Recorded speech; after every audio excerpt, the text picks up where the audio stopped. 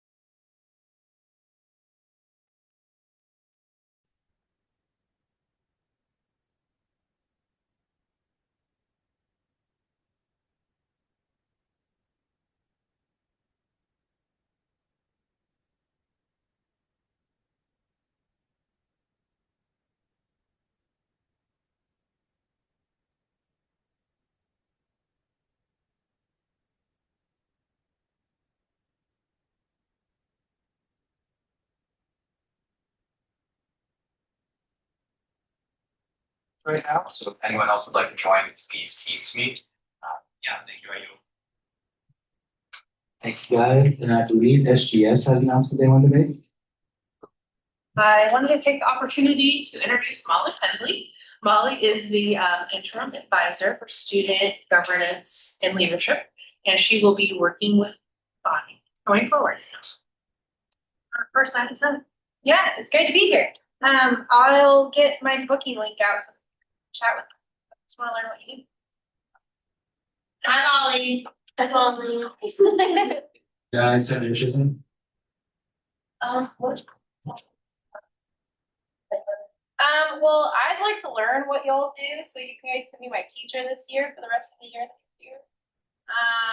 And any feedback you have for like how you want my role to help y'all, or anything you want to see done different, or any legacy you want to leave, just let me hold all that information.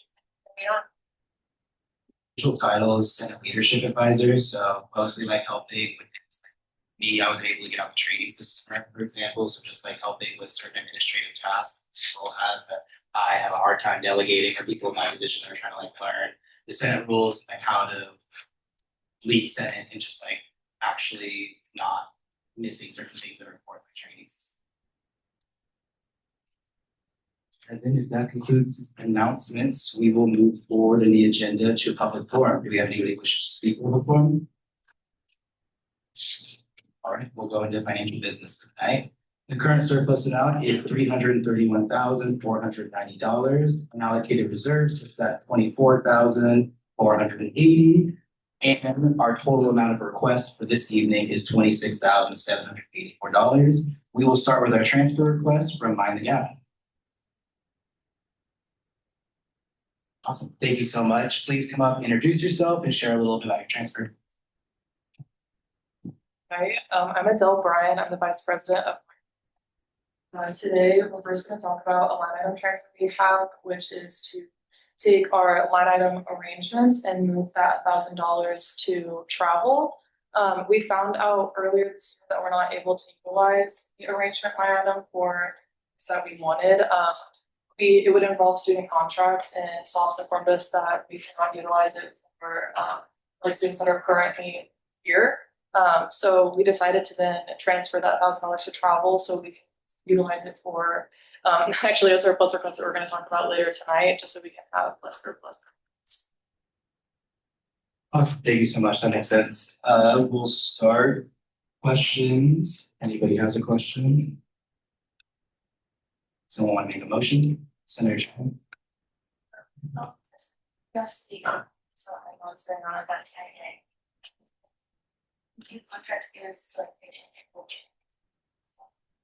So we're a mixed voice acapella group on campus, and we have students who will arrange pieces, essentially they'll make music for us to sing. And the hope is that we can pay them for it. But we were told that I believe if a student is not like graduated within 2 years, that they couldn't like utilize the money from our budget. So we wanted to pay students that are currently in our group, which is through our hands, yeah.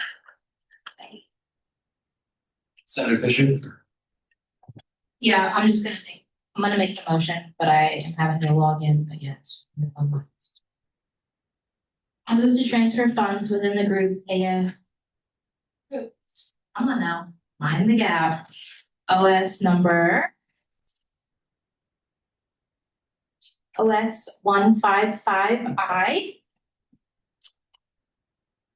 I'm so sorry, I wasn't ready. Can you give me the line items again? The one that we're transferring from is Yeah. arrangements and then moving into travel. I move to transfer group funds within group Mind the Gap, OS 155I. From existing line item arrangements to the new line item conferences in the amount of $1,000. Motion made by Fisher, seconded by Questenberry. And if there are no more questions, we'll move to vote. Starting with Perez, Aye. Peters, Aye. Fisher, Aye. O'Neill, Taylor, Smith, Hopperhead, Heffernan, Diafe, Jenkins Hiscox. Aye. Chisholm, Stevenson, Aye. Bailey, Aye. Well, Point of order, Nagarajan is here. Nagarajan, Abstain. Bailey, Aye. Morel, Federiaga, Aye. Fisher, Aye. Bailey, Questenberry, Ludeman, Aye. and I say aye as well. Congrats, guys. And then we have the Sports and Entertainment Law Forum up next. We have representative of sports. and Aye. entertainment. I'm on the Zoom. I don't know if anyone can hear me. Yeah, we can hear you. Okay, perfect. Yeah, I'm for self. My name is Griffin Ward. I'm the treasurer. Should I just go on to like why we're requesting this transfer? Yeah, perfect. Just kind of explain the transfer and the context for it. Yeah, so we are requesting to transfer $2,550 from our law conference budget line item just to our general sports conference and competitions line because this year we decided not to host the conference because we talked with the members of our organization and based on the results of it last year, we felt like it wasn't like up to standard or kind of we didn't have the turnout expected for it. And so we want to be able to use that money to put forward events for the remainder of the year. Awesome, thank you. That makes perfect sense. We will open up to questions. Start with Senator Fisher. I'm just gonna make the motion. I move to transfer funds within the group Sports and Entertainment Law. Or Sports and Entertainment, OS 223I from existing line item conference to new line item sports conferences and competitions in the amount of $2,550. Motion made by Fisher, seconded by Questenberry. I'm sorry, did you say something? Just calling out the motion. Okay. So starting with Perez, Aye. Peters, Aye. Fisher, Aye. O'Neill, Aye. Taylor, Smith, Hopperhead, Diafe, Jenkins Hiscox, Chisholm, Nagarajan, Stevenson, Aye. Bailey, Aye. Morel, Federiaga, Fisher, Questenberry, Ludeman, And I say aye as well. Congrats and enjoy your conference. Thank you. And then next up, we have iGEM. Thank you for being here tonight. Thank you. I'm Todd Sneed, the lead of the UI gym team, and we're trying to transfer the total amount of our budget from line item Jamboree fee, registration fee, and lab supply fee to our night campus account so we can start utilizing the money. Awesome, thank you. And then are you transferring this because you're done with experiments for the year, or do you think there's other experience you'd have to come back and like maybe make a surplus request? Yeah, there will definitely be experiments that we'll have to make surplus requests for. Right now, we're in the training phase of our club. So we're trying to get people trained up on the money that we got last summer in surplus at $731 from like gels and mini preps, like basic experiments. And then once we actually start doing the research that we set out to do, we'll likely need more surplus. Okay. And then if you guys think you will need more money for experiments, out of curiosity, why are you moving it from the line items? Yeah, so we're moving it from the line item to our night campus account because our PI is liable for any spending, and that spending from his side has to come from night campus. So we need that money moved from ASUO to night campus so we can actually start utilizing it until we have like the opportunities to get reagents that ASUO would not be able to get, and just like a licensing thing. Okay, thank you. Senator Stevenson? Yeah, for clarification, things like space rentals and things like that, you would have to use the other school for? Or like, Yeah, exactly. okay, cool. And also for Senate, is this gonna be 3 different transfer requests, or like how would I read that off? I yield to Senator Fisher. I'm typing it out right now, I can just. Yeah, it will be though. It's one request, but you have to separate it by the line item and the amount, and then do the total complete amount at the end. I yield, thank you.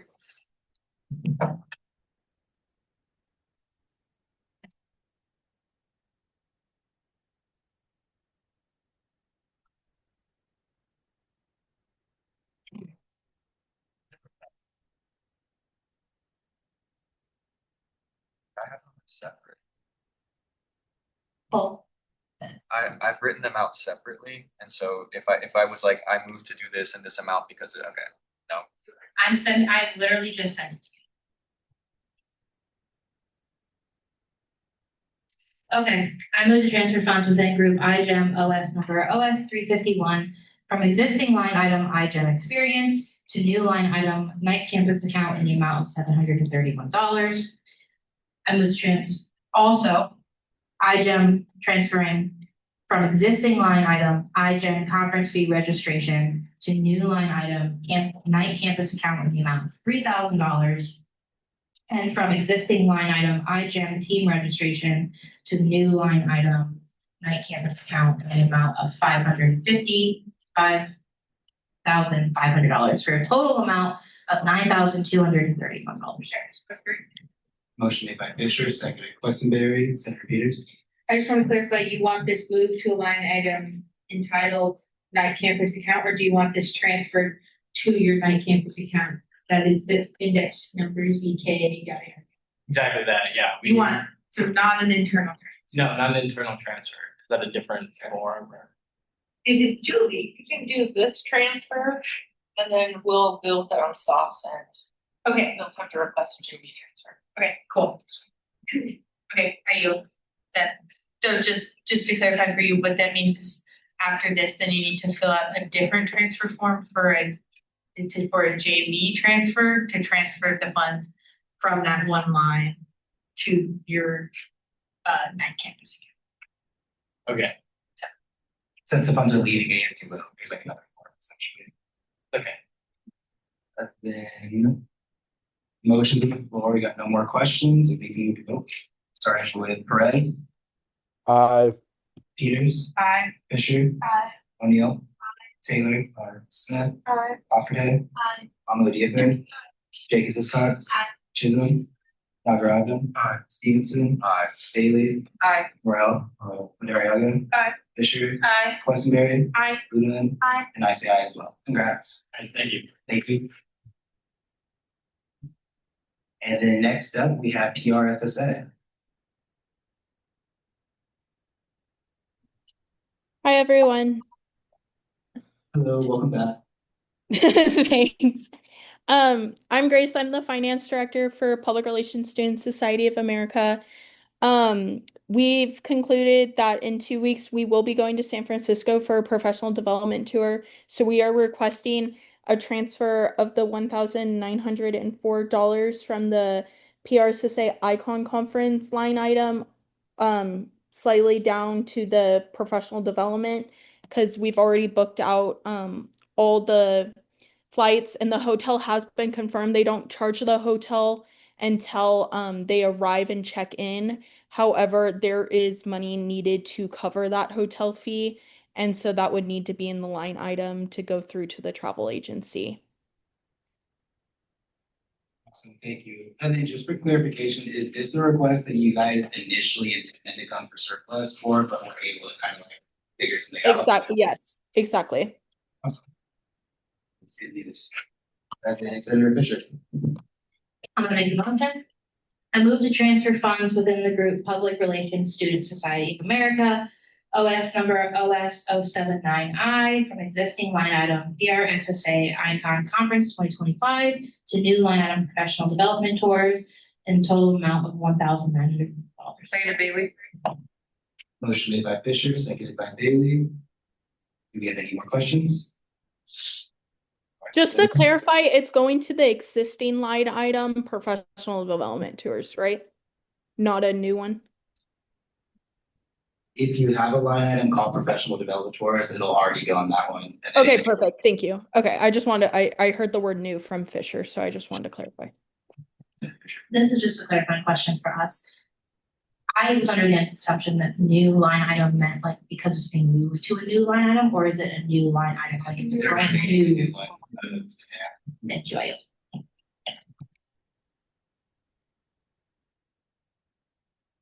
We'll move to vote now, starting with Perez. Peters. Aye. Aye. Fisher. O'Neill. Taylor. Smith. Aye. Operative. Diape. Jenkins Cox. Chisholm. Nagaraj. Stevenson. Purdue. Bailey. Aye. Morel. Madariaga. Aye. Fisher. Aye. Westbury. Aye. Ludeman. Aye. And I say aye. Thank you so much for coming back and enjoy your guys' trip. Thank you. Thanks, everybody. Have a good night. And next up in transfers, we have Metra. Thanks for being here. You can take the mic off if you'd like to. Okay, I'm just gonna leave it right here, but hi everyone, I'm Bree. I'm the Metro Financial Director. My name is Maria Gaspar. I'm the Metro President. I'm gonna be reading from my. Let me know if you guys have any questions. All right. So first, we would like to transfer $2,600 from our basic needs line item to the Metro National Conference line item to ensure full financial coverage for our board members and interns to attend the 2026 Metro National Conference at the University of Utah. This will take place April 9th through 12th, and these funds will cover lodging, flights, transportation, and meals. Our goal is to remove financial barriers so our leaders can fully engage, build national connections, and bring back strategies and resources to implement locally. Success will be measured by full participation and sharing a clear report back with our general body. This is also especially important because we will be discussing ICE presence at our universities, which will be a good way to bring back strategies and to bring back learnings, not only just back our emissions test, but also to other organizations here at UO that have formed coalitions focused on efforts regarding these issues. So that was my first one. And then for second, we would like to transfer $2,000 from community outreach recruitment to establish a new line item. We call it the Metro Board Retreat. Because in the admin line item, that's where we can travel. And we know that like we can't have overnight retreat, but we would just like to have like a 1-day retreat during spring term. And this retreat will basically take place at the beach or the sand dunes. We're still debating. And it will focus on leadership development, strategic planning, and team cohesion. And funds will cover the basic needs such as like gas, food, and everything else. Much. And then for the sand dunes trip, is that the trip you guys initially were gonna go to surplus for and then have an intent to travel? We initially had surplus for the Metro National Conference. We didn't think we had enough money, but then we were able to talk to the MCC and use our designated fund for that event. All right, you already said that. No.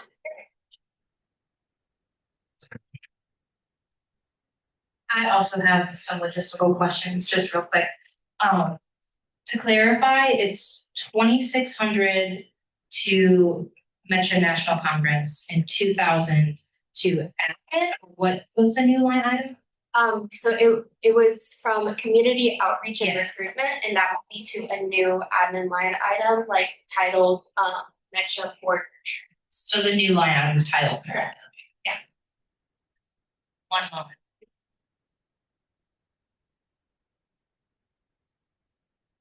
So the total transfer amount is 4,600. Correct. Okay, perfect.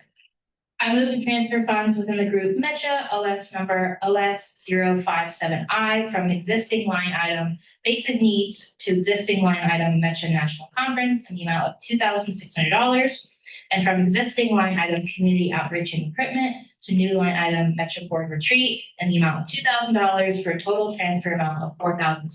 Second. This sounds very good. Motion made by Fisher, seconded by Chisholm. Senator Stevenson. I yield. All right, we'll go to vote then, starting with Perez, Aye. Peters, Aye. Fisher, Aye. O'Neill, Aye. Taylor, Smith, Aye. Offerton, Aye. Heffernan, Oladipo, Jacobs, Cox, Chisholm, Nagarajan, Stevenson, Bailey, Aye. Morel, Madariaga, Aye. Fisher, Aye. Questenberry, Leland, Aye. and I say aye as well. Congrats and enjoy your retreat. Have a great night, y'all. Thank you. Moving into our surplus request for the evening, first up, we have Unbound Journal. Hello, can you hear me? I can indeed. All right. Yes, we are here for surplus to get us through the rest of the winter term and through spring. Super sorry to interrupt. Your presentation says we don't have access. Would you be able to grant us access? Possibly. I could like send a request for permission. If Hold you on. can get it through my email. Yeah, I can. I think. Oops.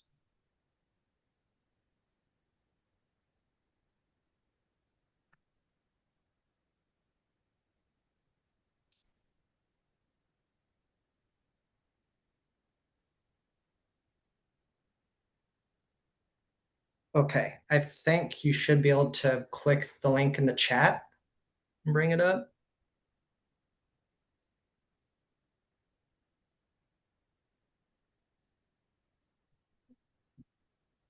Are you guys able to see it?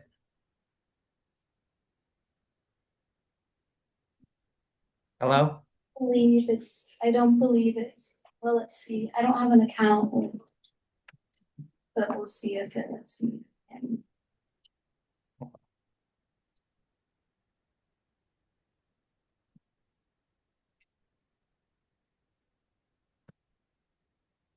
Yeah, it still says I need access. I can request. Well, I just downloaded it. I can send an email to you guys. Yeah, if you could send it to SEN Vice Pres PRES at uoregon.edu. Then I can pull it up on the screen for you.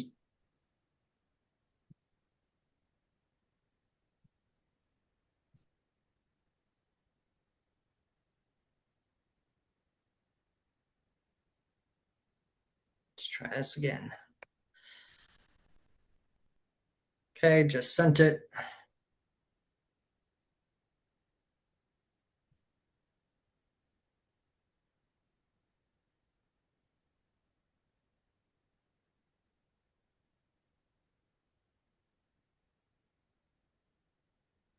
Is it just the one slide that says community writers? There should be 4 slides. Did only one show up?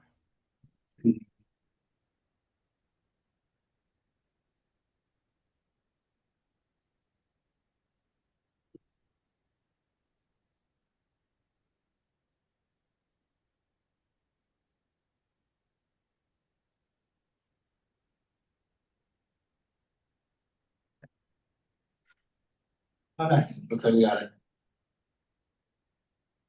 We'll get that pulled up on the monitor and you are free to start being like, I don't have a way to show it on the Zoom screen, but it's being displayed for the slide.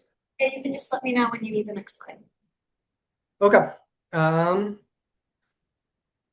right. So the surplus that we're requesting is for the rest of this winter term through spring term.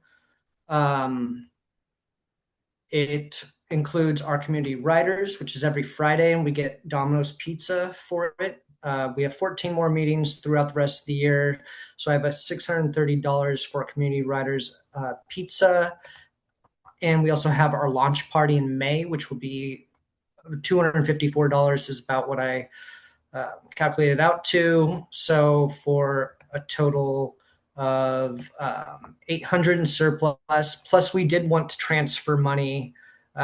We had put that in the thing as well, $150 from our eyeline promotions to events, because we won't be able to spend all of our promotion money this year. We ended up going with bookmarks, which were a lot cheaper than doing flyers and posters. And so we ended up spending far less than expected this year on our promotions.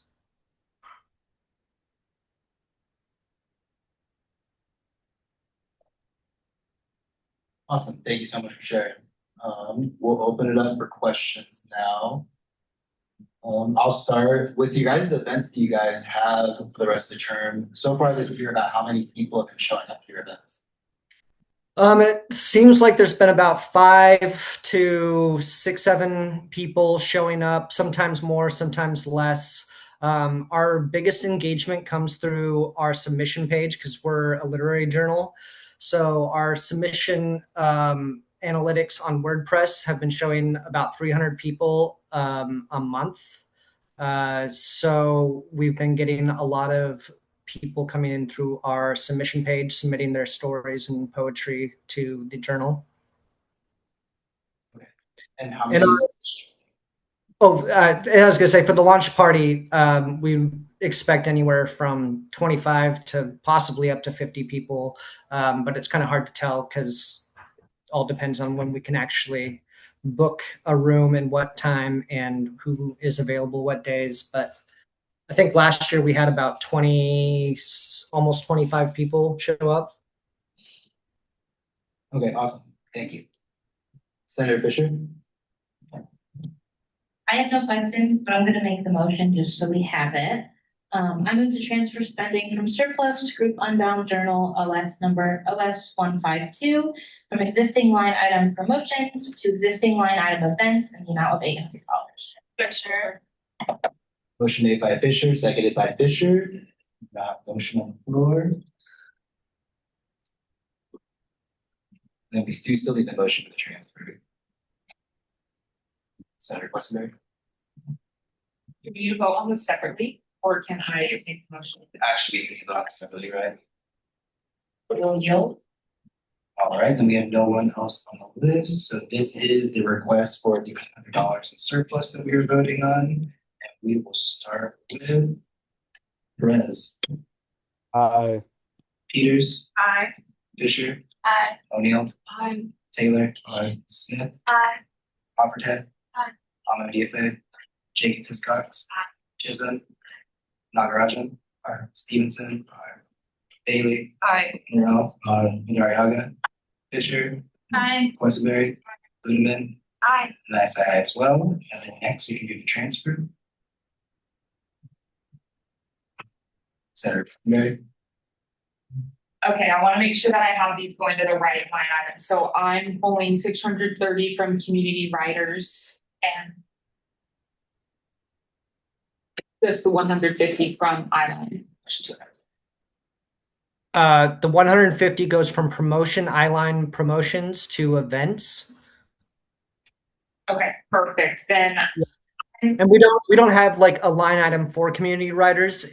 We just do all of our food purchase, like pizza and stuff, out of the events. That just comes out of there. okay, thank you, that makes sense. I Yeah. moved to transfer funds within the group Unbound Journal, OS number OS 152, from eyeline promotions to events in the amount of $150. Thanks, Stevenson. Motion made by Questenberry, seconded by Stevenson. And we can actually vote by acclamation on that. All those in favor say aye. Aye. Those opposed say nay. And the motion is approved, and both your surplus and transfer requests have been completed. Thank you. Awesome. Thank you so much. Have a good night. Yeah, you too. Next up, we have forbidden fruit. Welcome. Hi, hello. I'm Seth, the treasurer of Forbidden Fruit, I'm Delaney and I'm the vice president. and we are requesting a surplus amount for movie licenses that we can put on our shows for this term. We are the Rocky Horror Shadow Cast. We put on the Rocky Horror Picture Show, and our cast acts out what the characters are doing on screen. Typically, our events can draw about 100 UO students total per term, and also a lot of community members who are not UO students. So we are hoping to get enough money so that we can get through Thank you so much. You guys came last term as well. Were those funds for 2 previous shows that you already put on, and then this is for the next 2? Yes. Okay. We at some point have received advice to do surplus for our movie licenses. We haven't finished that for our request going next year, but we do have to kind of go through your surplus. Right. Just make sure it's actually. Sounds good. I'll move to Senator Fisher. I met with this group. I'm also just gonna make the motion. For context, the reason they're here again is because they have to get an individual license for every single time they do it. So we already met. I would authorize spending from surplus to forbidden fruit, OS number OS 1665 to new line item. Or existing line item. No, is it existing or new? It should be. Existing line item, winter film licenses in the amount of 1,000. Motion made by Fisher, seconded by Sextonberry. Do we have any more questions? We'll go to vote then, starting with Perez, Aye. Peters, Aye. Fisher, O'Neill, Aye. Taylor, Smith, Hopperhead, Amadeufe, Jenkins Scott, Chisholm, Nagarajan, Stevenson, Bailey, Morel, Araganga, Fisher, Westbury, Lumen, and I say aye as well. Congrats, and I wish I could show you well. Thank you so much.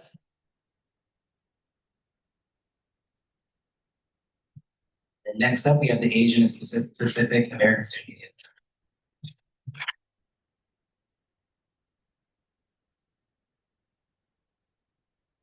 That I know.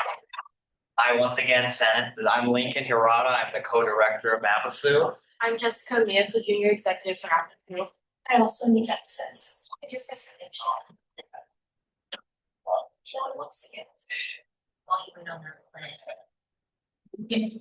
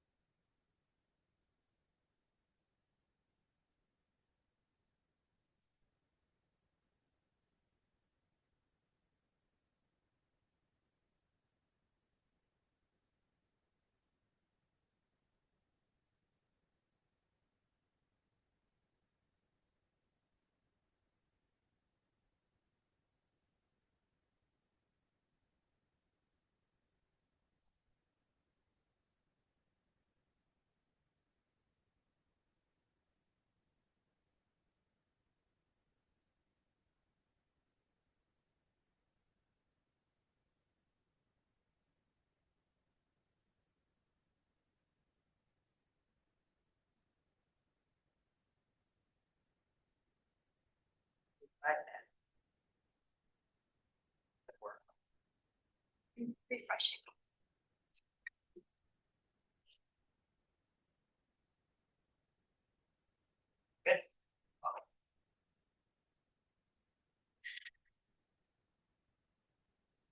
Sorry. Okay, so we are here requesting surplus for our episode general retreat. There's quite a bit in here, so I'm gonna go through it all. Currently, we have the date set for May 22nd to May 24th, so we can go to the next slide.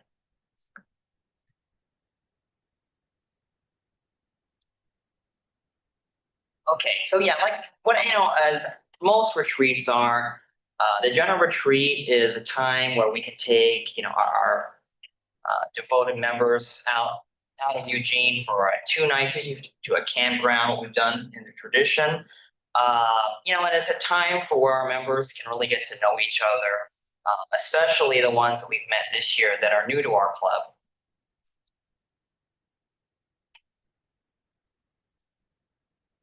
This is a retreat from last year. Might be a little loud. I don't know if you want to do the music is particularly loud, but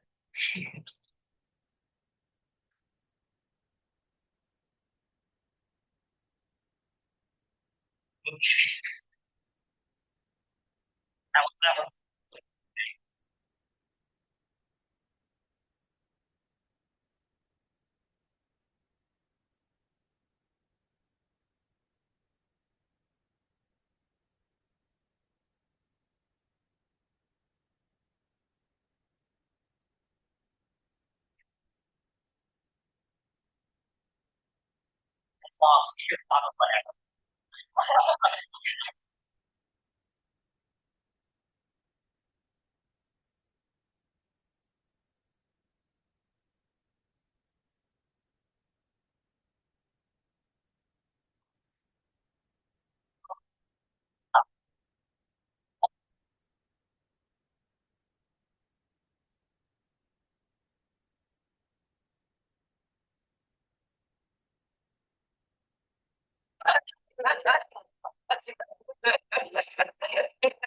okay.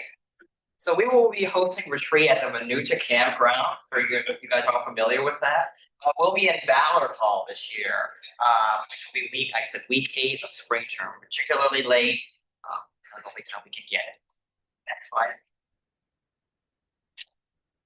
So Ballard Hall is particularly special, at least at Manuta, because it allows us to accommodate 40 persons, and each room has its own bathroom, which is compared last year. We had a complex with only 2 bathrooms for 34 people last year. So we particularly felt it was necessary to upgrade to this Ballard Hall. But another positive is that it also allows us to bring 6 more students, and the maximum is lifted this year for Ballard Hall. Next slide. There are some beautiful pictures of it. I don't know if we're going to be doing choir practice in there in the top right corner, but that is a picture there. And now to the fun part. So the total price for the Ballard Hall is $6,565. Broken down, that's $2,600 lodging and $4,056 worth of meals. What's provided is that it's a limited buffet style, drinks, dessert, the whole 9 yards. What they will be providing us is 2 breakfast meals, obviously that first day and second day, a lunch that first day, and 2 dinners, when we get there. The day after, and then when we get there, and then the day 1 of that dinner. So in total, there will be 5 meals provided. Sorry, next slide. So if you do the math on this, 6,656 divided by 40 attendees roughly comes to about $166 per person. When you look at any of the other comparable locales, others by the university, there's one out of the coast that's considerably more. We'd be looking at 400 or 500. Slide.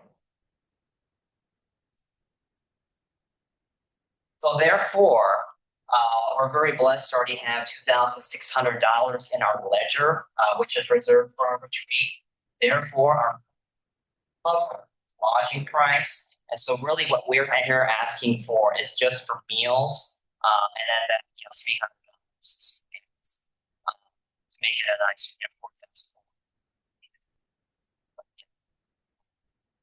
Make it as cheap. Okay, much what I signed up already. 40 attendees at our this year's retreat, and we're looking at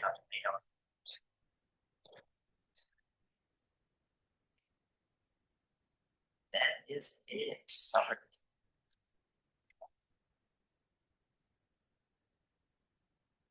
So thank you guys so much for sharing.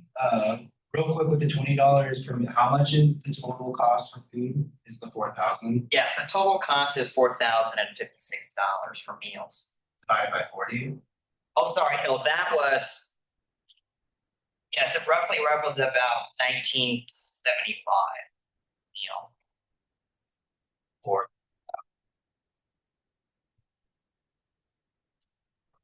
oh yeah, because yes, okay, yes, that makes sense. Yeah, each meal each day. Exactly. Yes. Forget. Okay. I just wanted to clarify. of course, Senator Fisher. I'm gonna make a motion, but I just have a quick question. of course. So everyone's getting there on their own. Are they driving themselves? We have all the drivers' forms already filled out. Perfect. We love it. Okay. I move to authorize funding from surplus to Group Asian Pacific American Student Union, OS number OS011I, to existing line item retreats in the amount of $4,400.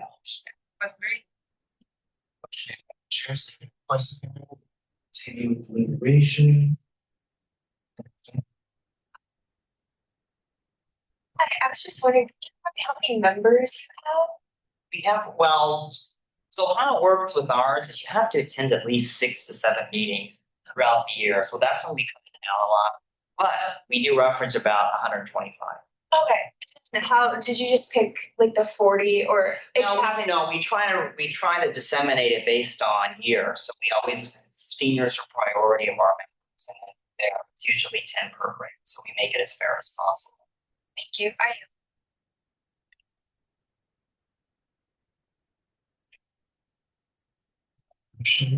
Questions? Vote. Ryan Perez, Aye. Peters, Aye. Fisher, Aye. O'Neill, Aye. Taylor, Smith, Aye. Offerman. Almo Diafe, Jenkins Hiscox. Aye. Chisholm, Rajan. Aye. Stevenson. Aye. Bailey. Aye. Morel. Aye. Dora. Fisher, Aye. Westenberry, Goodman, Aye. and I say aye. Have a good retreat. Thank you very much. And next, we got Mind the Gap again.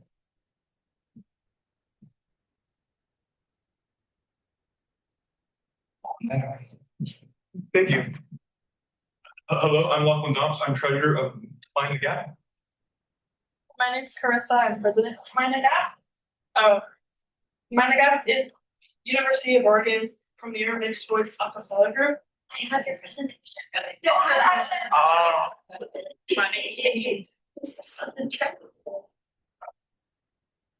Is the access request pulling up through OneDrive or through like PowerPoint? I was sent it through PowerPoint from Adele.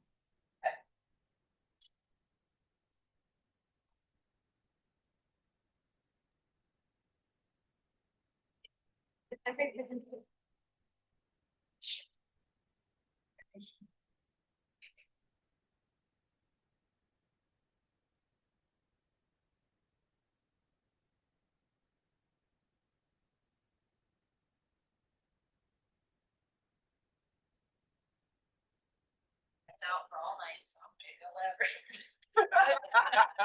They're timed out. I tried to be good to the last one. I had it ready and everything. Oh, you gotta step up. No. It's all Recess, we've been here for I'll now. call the 5 minute recess.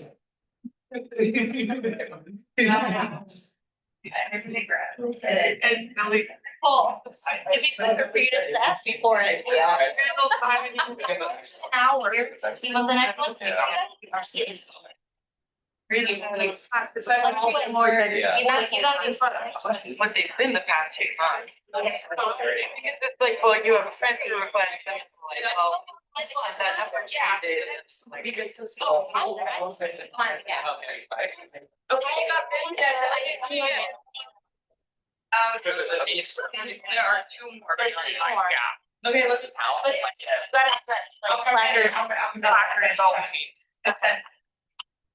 I'll be slow with it. You gotta be quick. Be like in the air. I'm gonna go so fast that it would slip out of my hand. It's gonna fire. Yeah, it's like,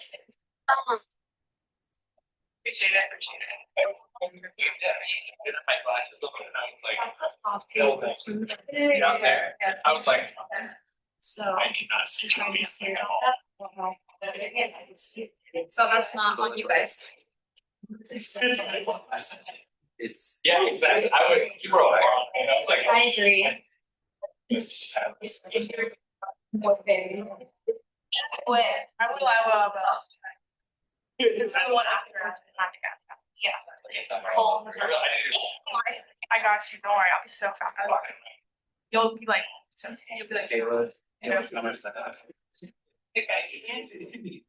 I just know that like they don't want to be drawn. It's just. Yeah, but she still gotta do her job. Oh, I know. See? I can raise his hand. But it's like, actually. You were just a mom, you're really fun. Taking a.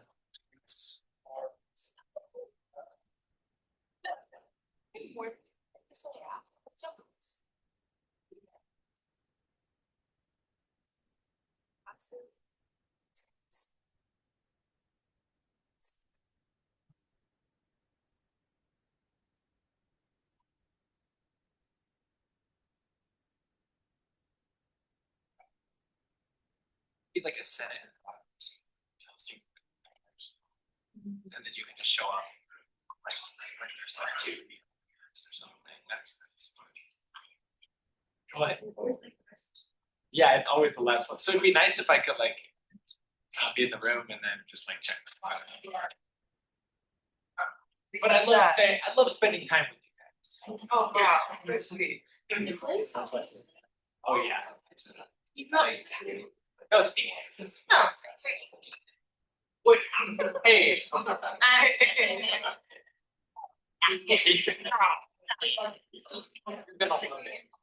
What are you? You can't. What? Here's what that leads to. That's how you're. No, we did. Lane's after. I didn't. I feel like you want me to stay there. Then you.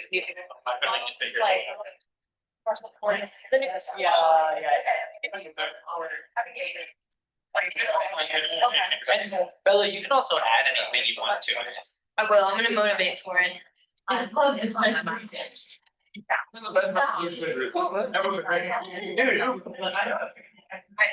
My name's on there. Yeah. There's a lot of names on there. You started it. Yeah, I contributed to the research. Yeah, that's true. That led to the It's a team effort. But also we were like, I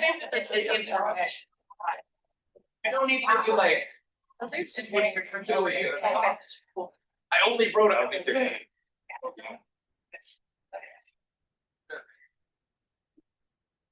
you can't be nice and genuine in a Senate meeting. I'm uncomfortable. Oh, sorry. No, it's okay. That's not. I gotta be like critical. You have to be kind of like cold and ironic and like make me not sure if like you actually like me. I gotta go with you. I'm not a senator at all. I never should. Yeah, actually, that's true. I'm allowed to be nice. Wouldn't that be good in the world?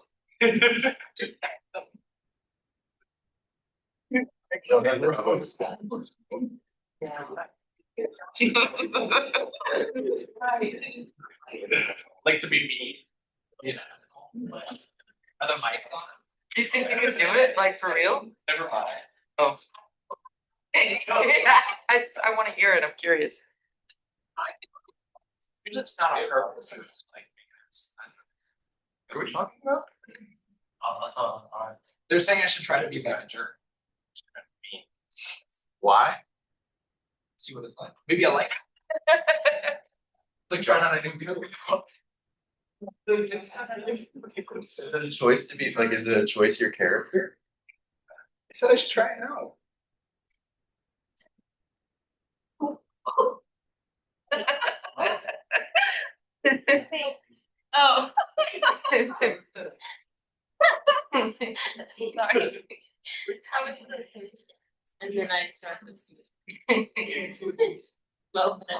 I've heard like your shoes to be nice. I did not. Do you try? No. I just are. Why would you? What? That question was that. Why are you faced with the moral dilemma of should I be nice? That's what I'm saying. Are you guys being up here with this? You know what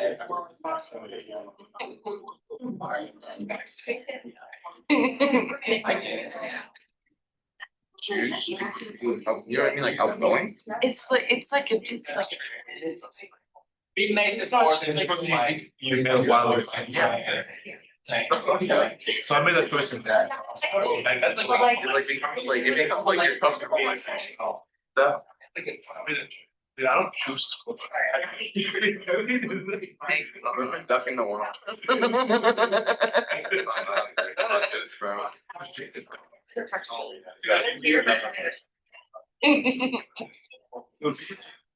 That's what you want.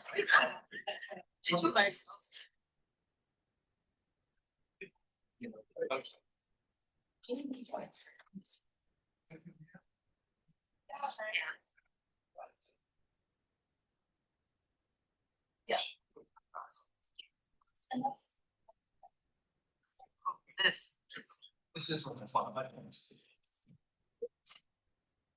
All right, we will return to order and resume with our surplus request from Mind the Gap. Thank you. Okay, we are Mind the Gap. We are University of Oregon's premier export acapella group on campus. We have 13 members, and our primary goals involve strengthening our group musically, performing music around the campus community as well as in the community of Oregon. We just recently competed in the ICCA quarterfinals, which took place in Salem, Oregon. And we won the competition, so we are here.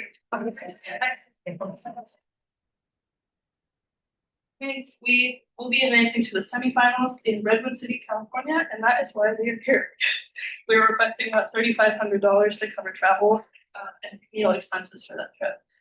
The next slide, I forgot to say earlier, that's who we are and our goals and mission statements. The slide after that is a little more about our audition process and how we get members. We do auditions in the fall and the spring. They're open to all students, and then they go through a preliminary and a callback round, which is deliberated on by all current members. So this year we have a total of 13 who all went through this audition process, and it is necessary for all 13 of us to go. Next slide, why we need funding. Again, the ICCAs take place in Redwood City, California. So we have to get down there as well as cover housing and meals during our stay as well. Oh, never mind, sorry. So why now? We did not find out about our advancement to semifinals until the 31st of January. They only take first and second place to those. So it is a bit of a tighter window since it is at the end of March. So, and then outside of surplus, we managed to fundraise over $300, as well as We'll also be using the $1,000 that we just transferred from arranging to travel to cover this day. But I don't know how that works so often to talk more about our timeline and the budget breakdown.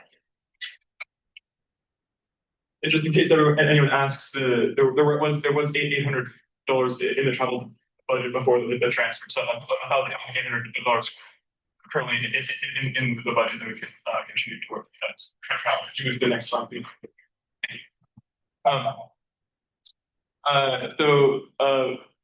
Just to give the timeline for this event, so we're starting on March 20th, which is a Friday, and first day is just travel to make sure that we're in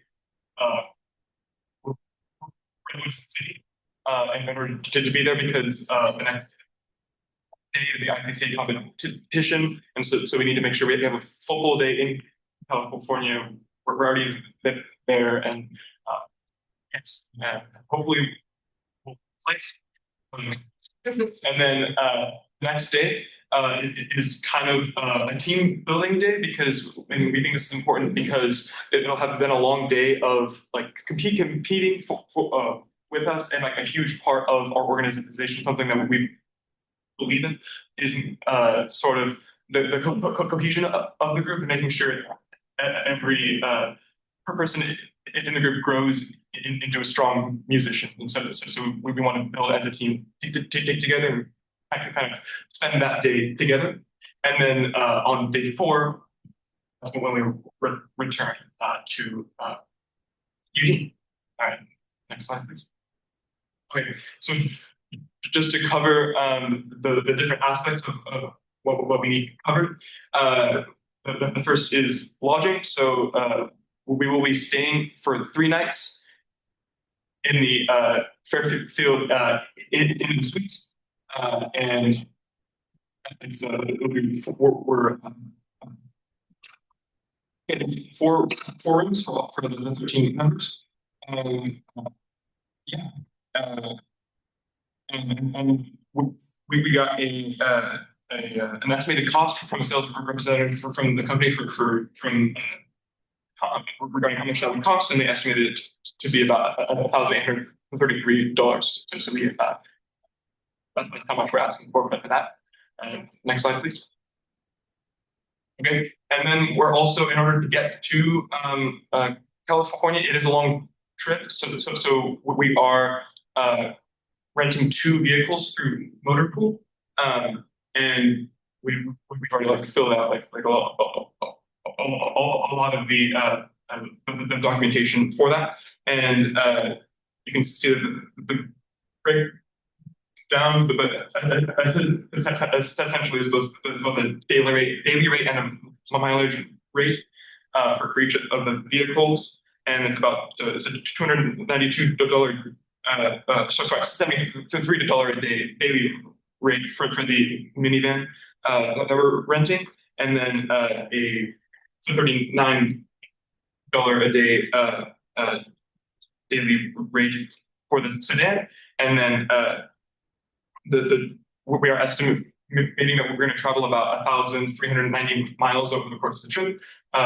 So we factor that into the calculation as well, and that comes out to a little under. So we've been to make sure we did have enough money for this, but a little under $500 for the minivan and $347 for the sedan. Next slide, please. And then just for fuel, to make sure that no member has to pay out of pocket for fuel. And as I said before, we're estimating about 1,390 miles of travel, and we're estimating based on that amount that would require 3 fill-ups, and so and just estimating based on local gas prices of like $4.36. $4.36 per gallon. That comes up to a total of $390 for fuel costs. And then finally, in order to perform well, we need to make sure we're eating, and so we're also requesting a per diem for meals. breakfast will be provided by lodging, but other than that, we're on our own. The ICCA is not, or varsity locals are not offering any meals, and so we would like to ask for $20 for each of lunch and dinner for the 4 days. We won't need dinner for the last day since we're returning home, and then 2 members will also not be traveling with us back to Oregon. So we've also taken that off, and that comes out to about $1,780 per DM. The $20 per meal is under the GSA per DM rate for San Mateo County. So we're within the limits there as well. And then next slide, please. Just to summarize, breakdown of all the costs, the total cost of everything I just mentioned is $5,323.12.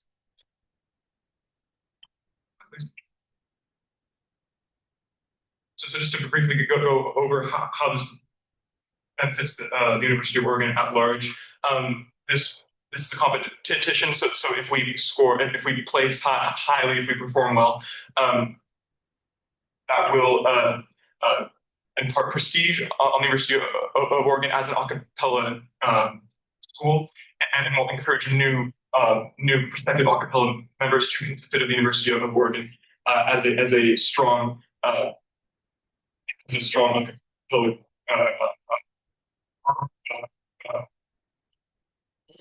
university, and then also looking to help build the community of musicians just as a whole in the University of Oregon, and then also try to increase intercollegiate camaraderie and so like interfacing and networking with other colleges and universities and being able to connect with their a cappella programs, we think is a really important part of this whole competition process.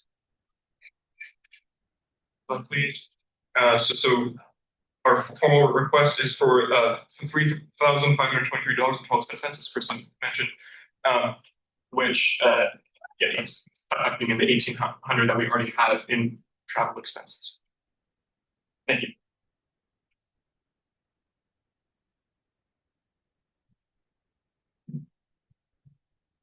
Thank you so much. This is clearly a very well planned trip. I personally appreciate you guys driving as opposed to buying. Saves a lot of money, so thank you guys. We'll start questions with Senator Stevenson. Yeah, my first question was going to be why was this in your budget? But congratulations. My other question was on, I know that there's a $300 difference between this and the Engage form. The Engage form says it's $3,823. This is the accurate number? This is the accurate number. We were overestimating the per DM cost because we didn't know that those other members were not returning with us being factored in that into calculation. Okay, awesome.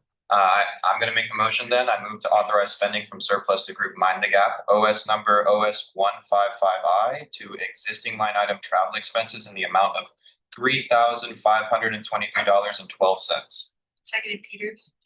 Motion made by Stevenson, seconded by Peters, and we'll continue with questions.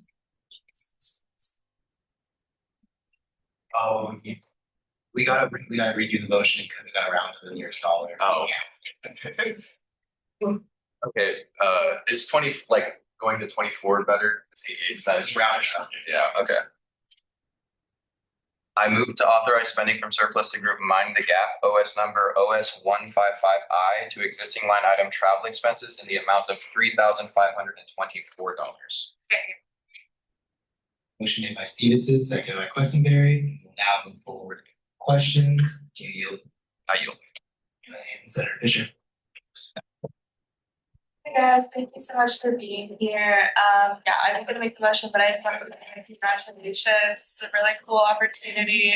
I'm really excited for you guys and to see what you're going to bring back to the University of Oregon, representing us on the stage. It's so cool. And also I wanted to say, congrats on the fundraising too. Really cool that you guys were able to do that and pull that off. So yeah, I hope that you have fun.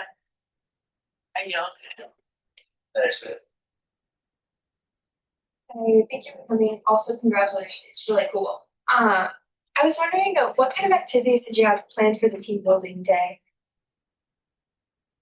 Yeah, so we were considering this, and this was factored into the field cost. We were considering visiting like beach and like just hanging out and also just like spending time together. One of the things we'll also get from this competition is judges' feedback. There's a total of 5 judges who will watch us, give us scoring, and give us a lot of notes on how we improve. Typically, when we attend this competition, we're so excited about the competition like the day after, and we want to know. So we usually take some time during that like down day to also review the feedback of the team, strategize on how we can improve, get a better sound, be a better. Thank you. I wish you guys good luck. You. Senator Peters. Yeah, I just wanted to ask 2 questions. What happens when you guys do really awesome in quarterfinals and go to finals? So finals take place in New York City in April. Okay. On the chance that we would, the quarterfinals takes first and second place. Finals or semifinals to advance to finals will only take first place from the competition. There'll be 9 other competitors, so the chances of advancing are a little slimmer.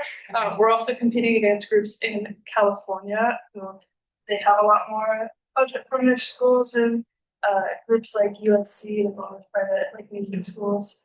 They do awesome stuff down there. So our chances for like advancing to finals is a bit slimmer. On the off chance that we do make it there, we would then most likely have to spend and travel for another surplus request. We would do a lot more fundraising for that one as well. Well, I'm glad that you have an answer for that. And my only other question is there a buffer for the hotel price changing in this cost? Do you anticipate the price of the hotel changing? So I called like I would say less than a week ago, and I talked to a sales representative from Marriott, sorry, and that is including tax, and like the highest rate that they would go was for estimate for us. Everything on their website is actually below that, like from what we've calculated. So the highest like rate that I had gotten was from the sales representative.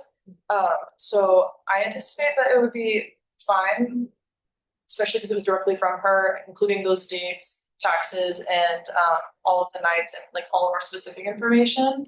But we could do a buffer if needed. I mean that sounds good. I'm good with that. I just wanted to ask. Thank you.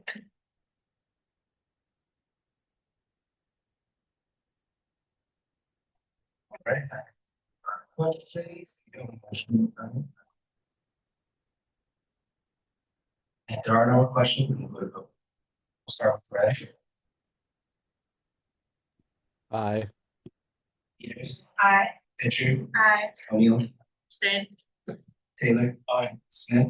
Aye. Opperton. Aye. Ahmad Jenkins Scott. Aye. Chisholm. Nagarajan. Aye. Stevenson. Aye. Bailey. Aye. Morel. Madariaga. Aye. Fisher. Aye. Westenberry. Lindemann. Aye. And I say aye. Congrats.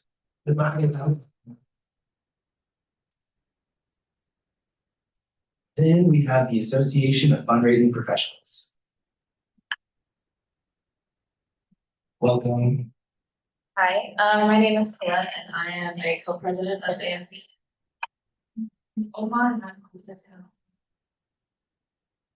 Today we are requesting additional funds for the AFP Icon Conference, which is in San Diego in April, in April 6th to April 28th. We already have $3,501 to cover 3 attendees for this conference. And we are requesting an additional $6,400 to send 5 additional members. So the Association of Fundraising Professionals, our chapter, it's a national organization. We are a collegiate chapter. And so we provide hands-on experience for majority grad students right now to learn how to fundraise and advance their professional development. So we partner with local nonprofit organizations and do fundraising projects for them. And we also bring in professionals from across the community to speak at our meetings, connect with our members, and then we attend national webinars on fundraising topics. That's a little bit about what we do. The conference is kind of our chapter on steroids. And so it offers fundraising workshops, presentations from fundraising professionals across the country, and networking sessions with those fundraising professionals. And at this conference, they typically send their best people to present their best resources on fundraising. And so we are going to bring back some skills to our members and also to our future members. So those include fundraising, networking, relationship building, and familiarity with donor development software. And then also to connect with those professionals and hopefully get additional professional development opportunities and job opportunities for our members, especially for our graduate students. And then also, these skills will contribute directly to performance in our club within our projects every year. So we have a new project every term with a new organization. And then we also are hoping to increase our professional development and job finding success, as I mentioned. And then bringing fundraising knowledge that we learned from that conference to our current students. So we like to pass that knowledge on. So any students that don't attend, we do a learning session afterwards. And talk about all of our feedback. So we will go to each session within the conference and take detailed notes and bring that back to our members. And this also attracts new AFP members because this is a great opportunity for them to go meet people and also learn from the best in our field. And so the way that we have picked members to go is we consistently have 8 to 10 members come every single term. And so we've had 8 people interested in attending the conference, and they've been consistently involved with AFP or communicated if they can't attend meetings, and they've contributed significantly to our projects. So that our funding, the $6,488 additional dollars, will cover flights, which is around $200 per person, and then registration, which is $599 per person, which is our largest expense. And then hotel, which is $200 per night per room. We would be getting 5 rooms, and those are separated based on gender. So with 8 people going, we have typically we have 7 women and 1 male going, and then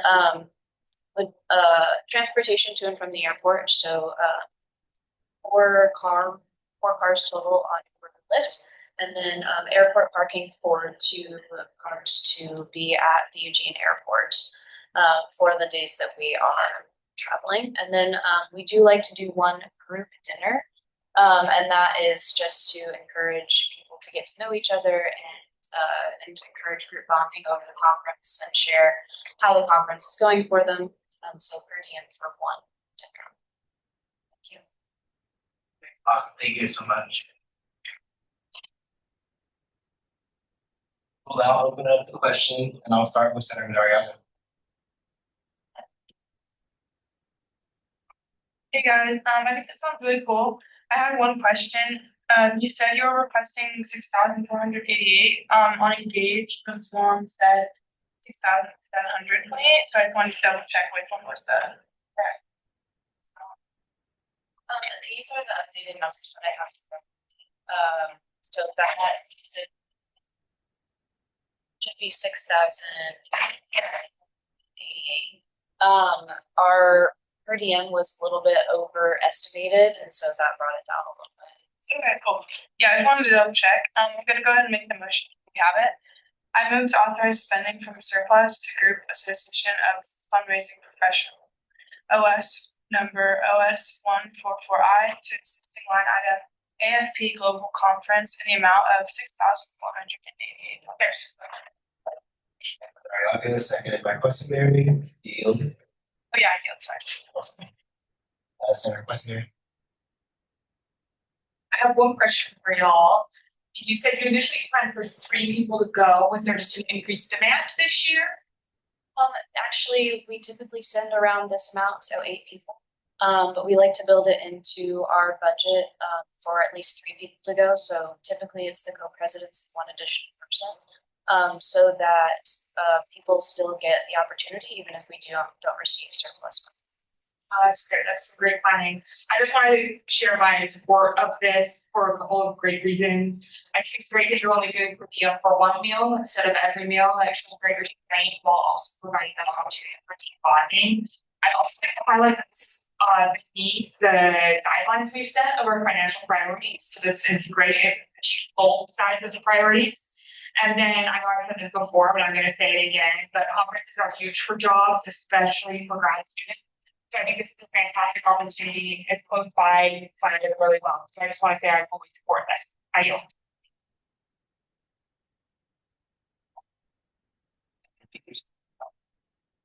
Hi, y'all. I just had one question, and if you senators know probably what I'm gonna ask. Is the flight cost fully refundable? Is that flight estimate for a fully refundable flight? We haven't booked flights yet because we haven't gotten funding. So under those guidelines, we knew that we had to book non-refundable flight. So that's what we're going to do. Okay, and it's the average of the cheapest and the most expensive flight. Okay, awesome. Okay. I just wanted to double check on that. Great, thank you. I yield. You mentioned cars waiting at the Eugene Airport. How much does this cost?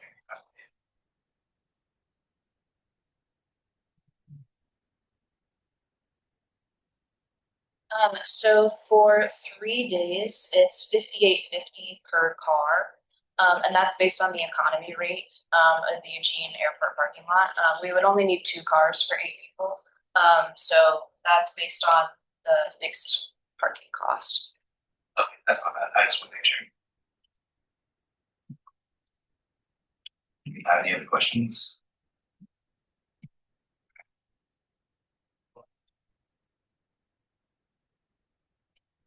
Starting with Perez.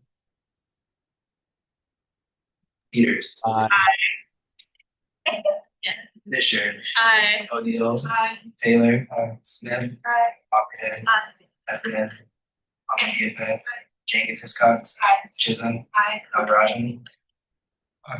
Stevenson. Aye. Bailey. Morel. Madariaga. Aye. Fisher. Aye. Questenberry. Ludeman. Aye. And I say aye as well. Congratulations.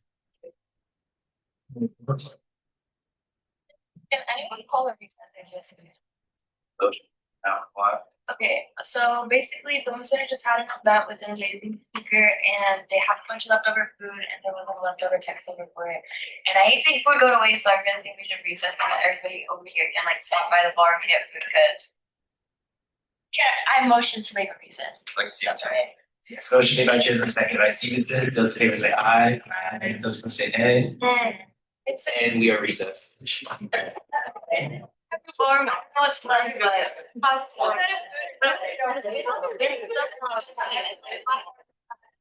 So. Yeah, let's see, we have like one last. Okay, I'm gonna go get, okay.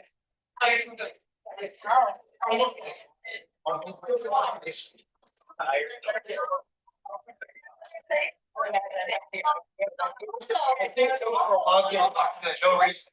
Just myself one more time. Just like that. Yeah, see, I would be just. I was about to say. People are not saying. I was not.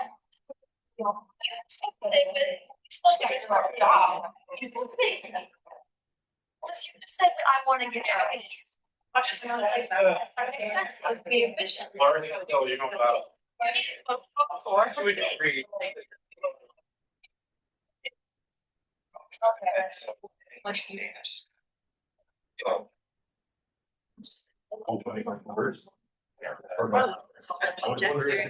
We're doing our song.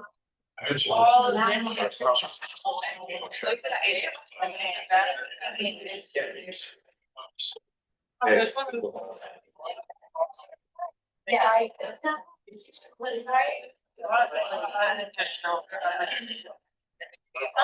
I think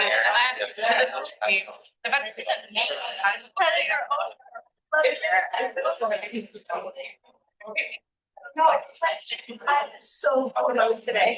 That's great.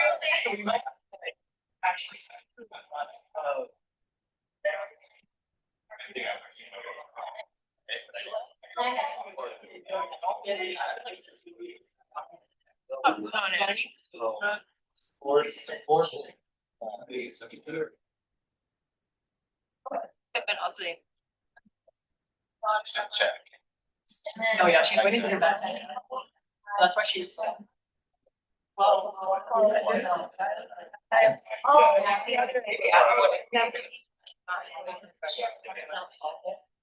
Very impressive.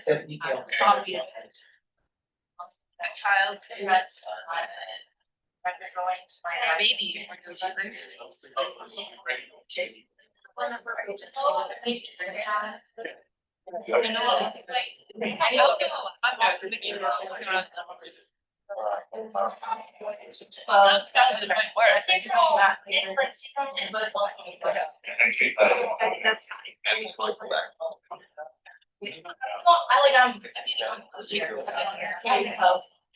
I know what it is. I know how to walk myself. Actually.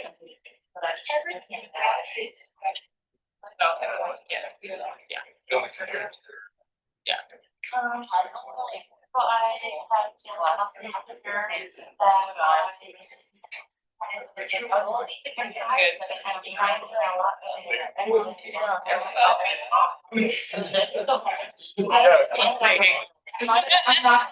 to like a longer period of time. And I still can't.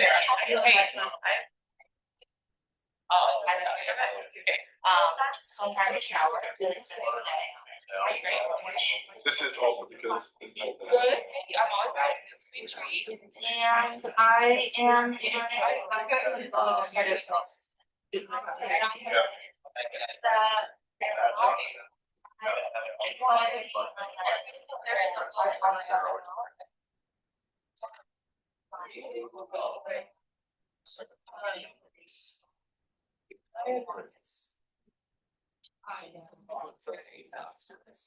So like, yes,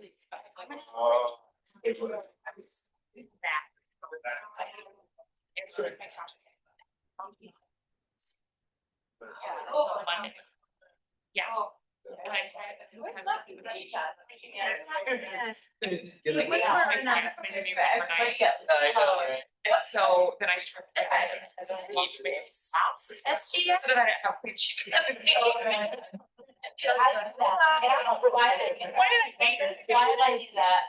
That's so annoying. I don't know.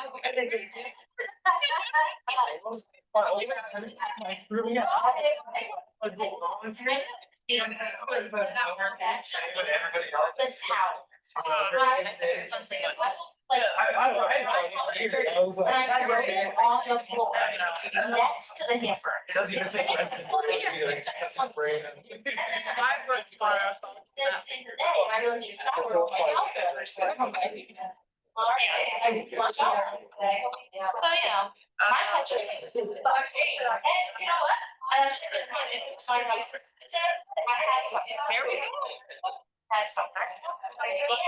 Well, you know,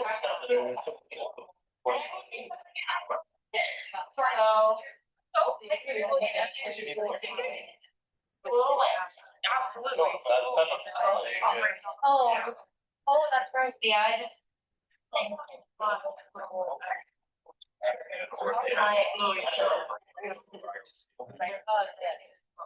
Yeah, sure. Yeah. It's going to it's going to like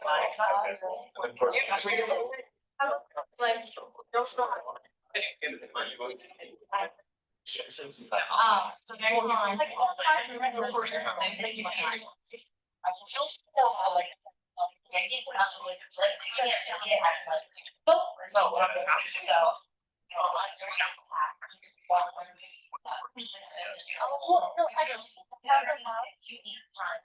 Dude, I do, man.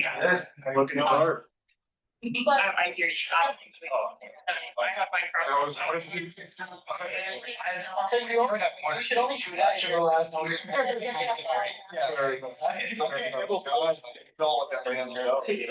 Yeah.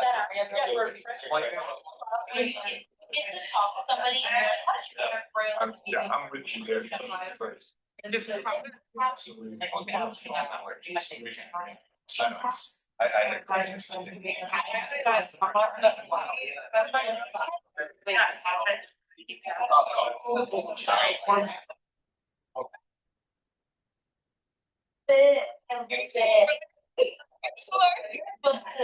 Supposed to do it.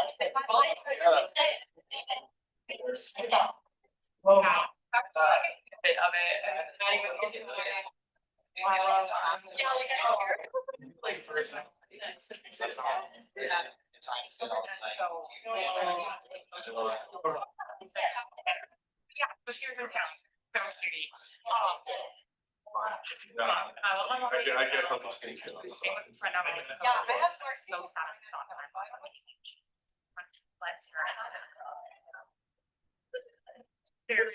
Which is very.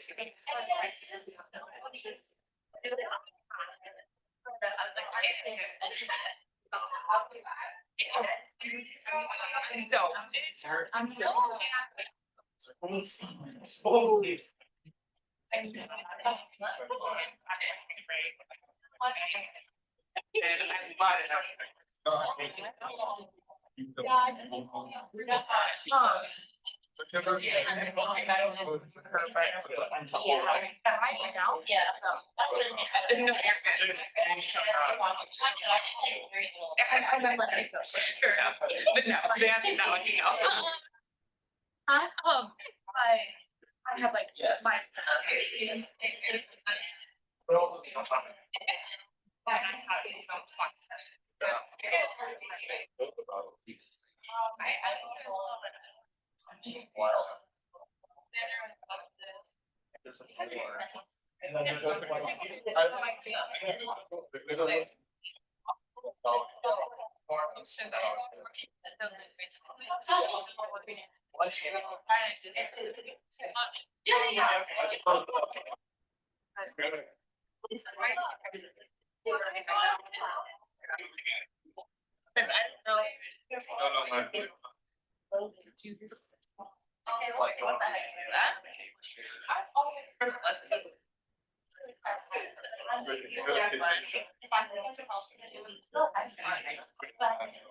Yes.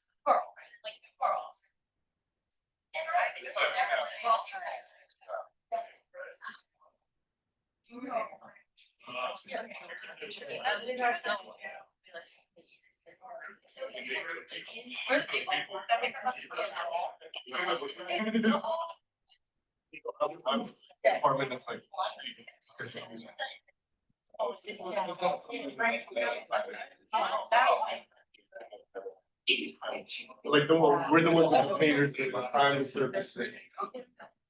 Yeah, I know you first said. Well, honestly, if you were building from one, I would have been great. You know, I.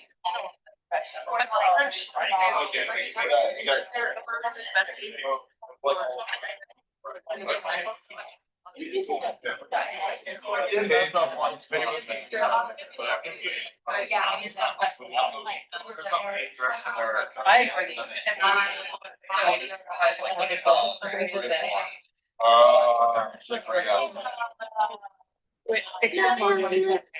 So then we're not and that was the straw that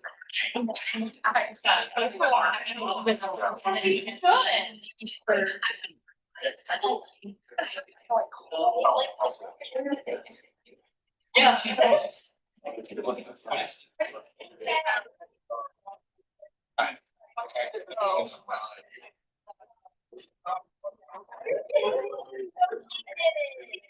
They were like. I've been being around. No, you were catching up mostly. And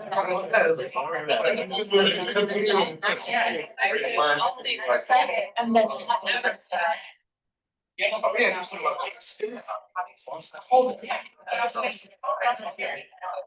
We can watch the space again, there's just, but like, I know that I'm talking about. You know,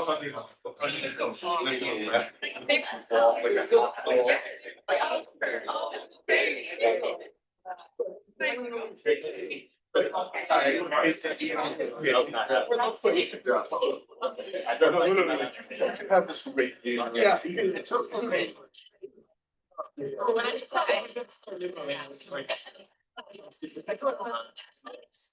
Where am I now?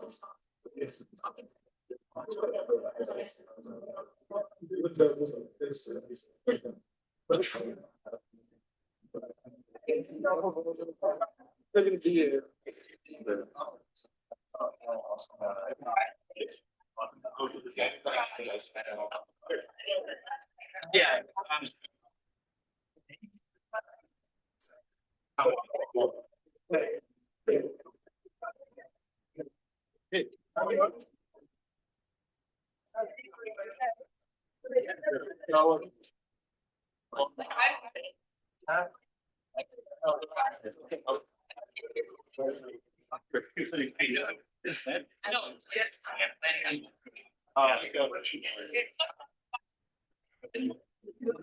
Like a nice on guard.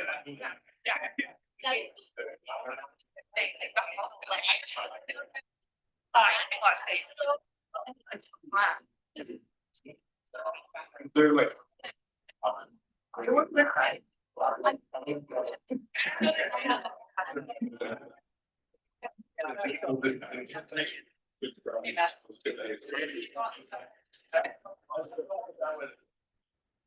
All right, returning to order, we will move forward to the agenda now with our last request from Oil Hawaii. Welcome back. Thank you for having us. Yeah, you can just scroll. As you guys know already, I'm one of the luau coordinators. I'm speaking on behalf of me and Kayla. As of right now, we are back to request for a little bit more money. Right now, our financial budget is, our total budget is about 65,000, which is in our current draw line. And then we spoke with Ken and he advised that our spending cap would be 63,000. So that leaves us with about 2,000 left over, which is about the cap that he wants us to go at. And we were requesting for an extra 10,000 just to cover essential costs that can't be reduced any further, including costumes, contracts, and the requirements. Go to the next slide. That's just saying. Our current financial breakdown. So for Matthew Knight, we allocated 30,000, but the actual cost breakdown he gave us was about 32,000. And for Light and Sound, for a 2-day rental, it's going to be 20,000, and that's our hard budget that we gave him, and he's willing to work with us on that. And he was willing to donate a little on our behalf because he likes our event so much, so we are really grateful for that. And then for food and catering and beverages, we came with a hard budget. But that's still not enough to complete the remaining essential commitments that we have with us. You can go to the next slide. Some cost saving measures that we've taken already is that we've been reusing a lot of old costumes and we're reducing new purchases. We actually haven't made any new purchases yet just because we want to try our best to reuse what we have. And we reduced our light and sound budgets from 40,000 to 20,000. 40,000 is what they used last year, but 20,000 is what we're using this year. As we spoke about it last time, we made sure that we're not going over that budget. So that was really helpful from Doug from Wilson Light and Sound. And then we also requested Matthew Knight if we can reduce the arena from 2 days to 1.5 days, so we can cut some costs there as well. And we're just doing a very basic package for our luau performance. And we also are using recycled donations. So we've been reaching out a lot to other luau's that are going to be held in the state, like at OSU, Pacific, and Willamette. And we're seeing if we can reuse some of their decor if they're willing to let us borrow some things. And then also for decorations this year, we're planning on doing reusing like these juice cans and making candles, and that's a lot cheaper than the other decorations. So far, we've been focusing heavily on fundraising, and some of our achievements have been that Maddie created our Duck Funder, and we successfully achieved raising $2,000, a little bit over that. So we're really happy about that. And we've also been focusing a lot on parent outreach. We've had our parent representative reach out to a lot of our local families as well as alumni for monetary and in-kind contributions to help support us. And they've been really helpful so far. They've been donating a lot of stuff for our country store, so we don't have to spend any money on that, which includes a lot of snacks. And then they're also willing to donate a lot for decorating the stage. So we're really grateful for that as well. Some upcoming initiatives that we have is that Maddie set up a Menchie's fundraiser. So we created the flyer and set the date for the 22nd, which is a Sunday, and 20% of the purchases that are made will come directly to our club. And then also we've applied to the student organization co-sponsorship funding opportunity. And so we're hoping that will go well for us as well.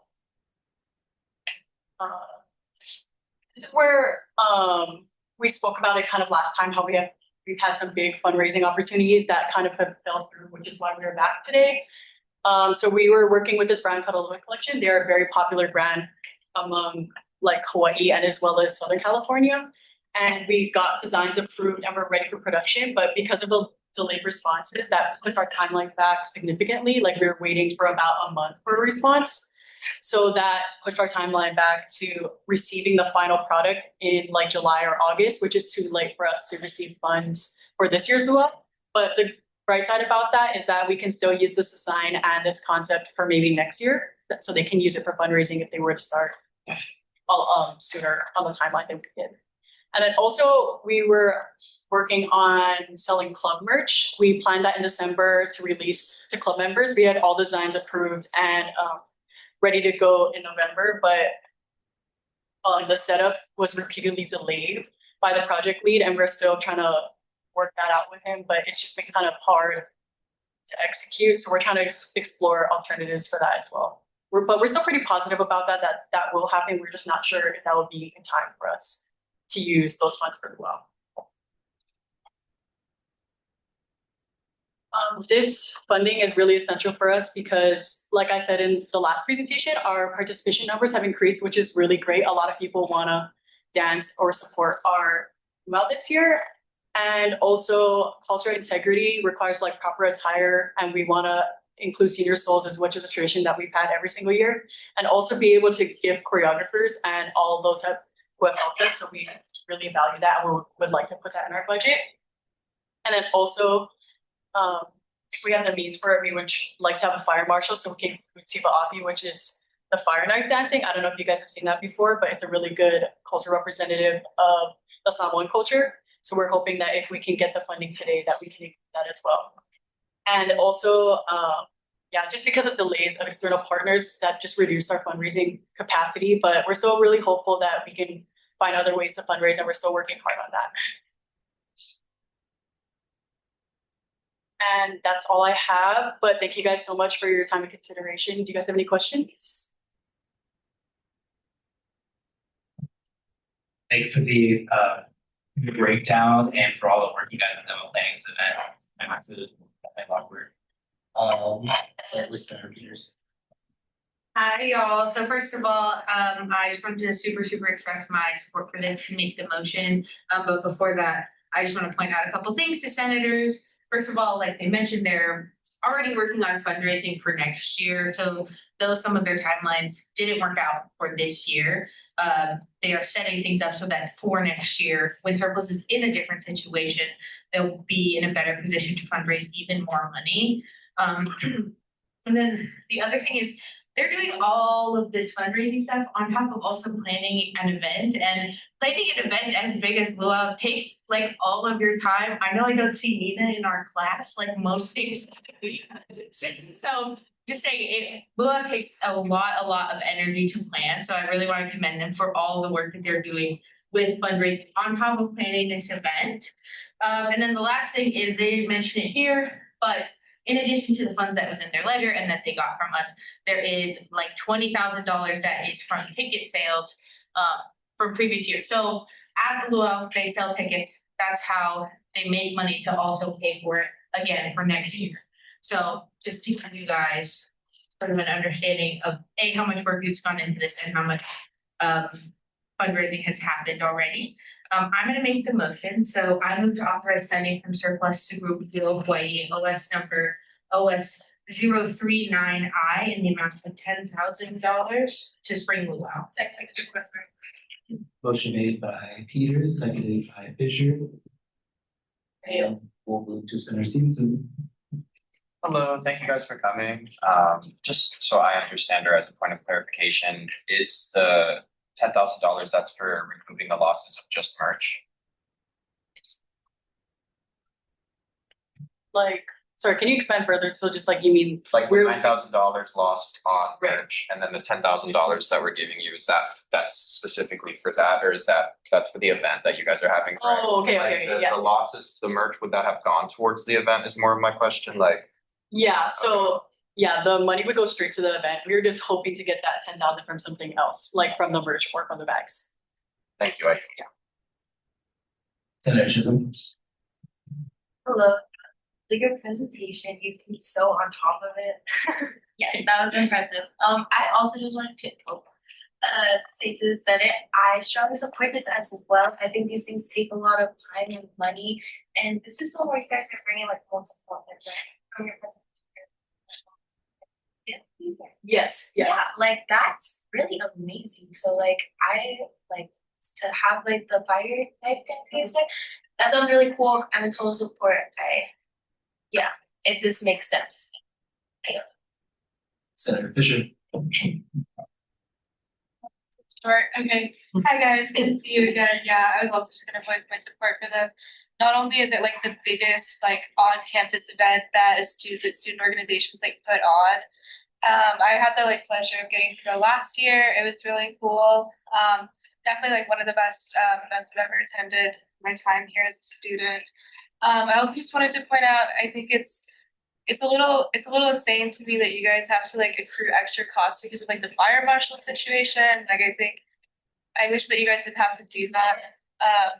Yeah, I fully support this. I also think that like they are definitely I feel like they're definitely underestimating like the amount of attendance that this actually like has like over the weekend. It's huge. So yeah, this is something that I hope ASUO like always continues to fund this future field. Senator O'Neill. Yeah, I was also just gonna voice our support, but I'll call the question. One more person on the speakers list. Question's been called. Those in favor say aye. Aye. Those opposed say nay. And the question has been called. We'll now move to vote. Starting with Perez. Aye. Peters. Aye. Fisher. Aye. O'Neill. Aye. Taylor. Aye. Smith. Offerdat. Ahmed Ife. Jacob Hiscox. Aye. Chisholm. Nagarajan. Stevenson. Bailey. Aye. Morel. Madariaga. Aye. Fisher. Aye. Weissenberry. Isabel. Aye. Aye. Congrats.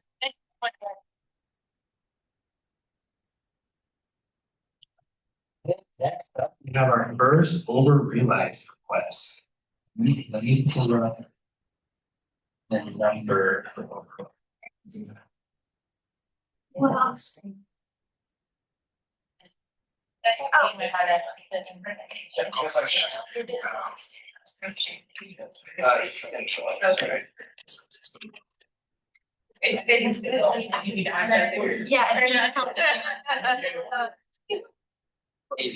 think I have. Oh, you have the question.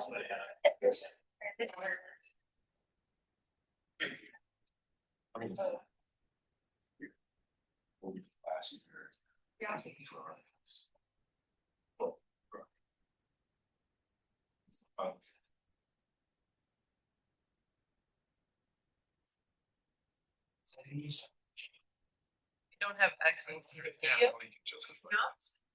Yeah.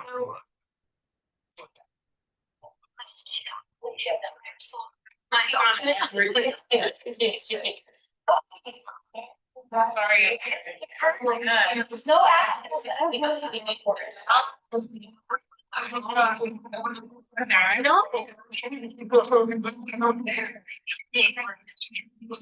David. Yes. We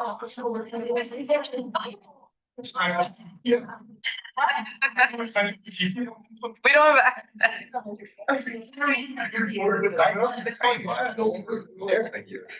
Wait, okay, I can, you were having this issue earlier today, so I. Yeah, I mean.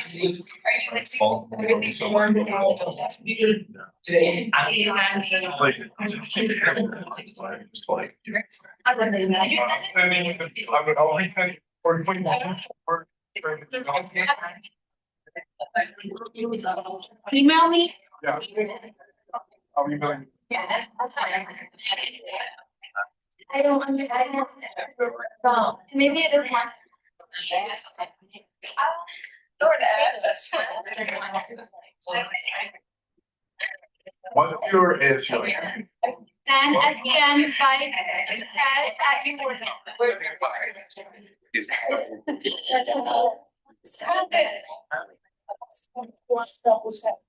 Just. I can see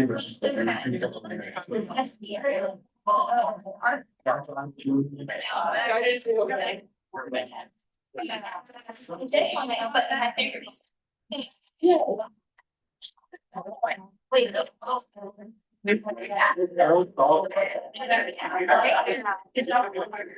You did not want us to, you did not want us to eat food.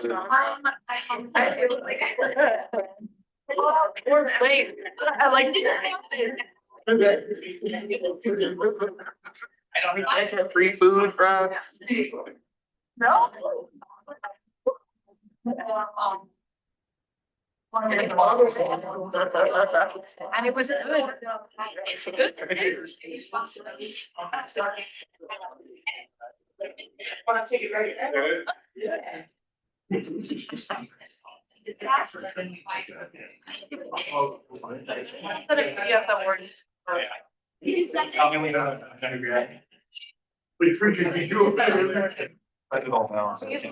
Yeah, because Marisol just sent one that works.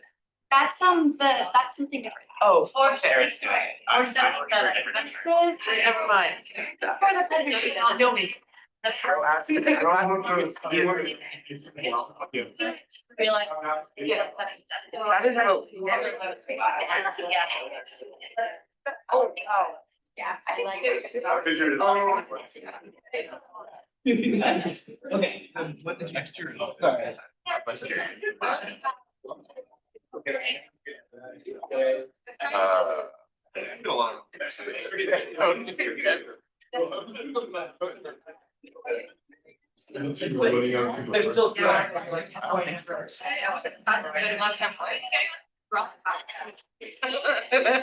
All right, returning to order. So since it's our first over-realized request, we'll have our over-realized chair, Marisol Peters, present the committee. Okay, hi y'all. So I'm the new chair of the Overrealized committee as of yesterday. So we met today to vote specifically on this request due to the time constraint in regards to this request. What we voted on as a committee was to recommend a $15,000 of this request. David is going to present. There's like two parts of this request. We voted on one part of it, but David's going to present on the whole request. But I just wanted to let you know that we as a committee officially voted to recommend that Senate allocate $15,000 of overrealize. Okay, question here. I want to clarify for those who are not on the committee where these funds come from. So basically, as ASU, we are required to maintain the prudent reserve, which is essentially when we set our budget, we are setting off projections of next year's essentially revenues we're going to take as ASUO. When we set our budget, if that number was ever lower than the money or higher than the number of money we took in, that money would then be covered by prudent reserve. So it's our rainy day fund. And when that fund overflows, it becomes over-realized money, which you can allocate to multi-year projects that go to either individual students or student boards. And there is $477,000 currently in the fund. So I yield. And I'm sorry, I yield. I sent the request that David sent in to us in the chat, and it also includes like all the attachments that were a part of the request. This is what the committee voted on as well. All right, we'll let you guys take the floor. Awesome. And just to confirm, we're gonna go to the first project, vote on that, and then if we have time, move to the second one. Exactly. Awesome. Cool. Well, hi, everyone. My name is David Mitchell Morgan. I think most of you already know who I am. But I'm here as student worker for Housing Capital Construction, which is the department within housing that basically is responsible for overseeing anything new that gets built in residence halls. Hello, my name is Anthony Michael Ryder. I'm a non-traditional student. I'm one of the artists on the original Flourishing by Art project last year, and now me and David are teaming up this project. So if you want to go to the next slide, I just copied and pasted this from the agenda, but it basically says that the purpose of ASEO is to provide for the social, cultural, educational, and physical development of its members, which is U.S. students, for the advancement of their individual and collective interests both within and without the university. And this program is really highly aligned with this purpose in two ways. One is residence halls are where most of our first year students live. And so this is a space that they see every day. And there's a lot of blank walls in the spaces that they live in. And so by putting in art, you're basically beautifying the space and improving the environment that they live in, which, I mean, who doesn't love art? And then secondly, for the artist, all of these are student artists. And so giving them the agency to basically shape the very place that had the chance to shape them, because college is a very formative time for most people. It's just an amazing experience, and then having the two interact is even great. So if you want to go to the next slide, basically his background. I had the idea for the original project last year, which was basically how can we get more student art in student spaces? And I want to go to the next slide. Basically, I came to the Senate, and the Senate approved $15,000 for the Flourishing by Art pilot program, where you guys gave $50,000 to get 2 to 3 art pieces for students. And so I wanted to start out by kind of giving you an update on the art pieces that got created last year. So I want to go to the next slide. This is Flora and Fauna by Stella Pritchard, and this one is in Global Scholars Hall. And yeah, I in everyone you'll see a person just to kind of appreciate the scale and size of these murals, because I've been beyond impressed with what the students have. And then the next one is The Mirror Quilt by Parisa Garazian. This was a really cool project. Basically, she blended Iranian mirror work with American quilt design and basically created a mirror that's in a traditional American quilt pattern. So that was really cool. And this is also in Global Scholars Hall. And then Two Birds with One Stone by Danny Jacobs and Lucy Rutherford. And this is in the Learning Living Center. Seth. And finally, Field Guide by Anthony Ryder. So I'll let you present your piece. Oh yeah. So this was inspired. I'm coming from a non-traditional background, so I've been exhibiting an artist for the past 10 years. I work with the Andy Warhol Foundation. I've exhibited internationally and nationally. And a few years ago, my mom passed basically, and I had these paintbrushes that I never, basically touched, because with the grieving process, you kind of raw within that. And so with me graduating, I finally finished this chapter of my life because she was getting ill. I had to drop out of school to basically take care of her needs and different things like that. And so through this being able to graduate, I was able to complete this circle of my life in a way by using those paintbrushes and like kind of connecting through art in that way. And so I'm trying to, just basically have this in the housing environment for students to walk down and be able to like appreciate nature before they're like, walking around and enjoying student life in that way. So a little bit of the logistics of the program. Basically, what we try to do from the housing perspective is get everything ready so that the artist needs to just come and start painting. So we procured all the supplies. If you can see, there's tape around the walls. Our painters did that. There's tarps on the ground and protecting the furniture. And so we basically prepared the space and let the artists do their work.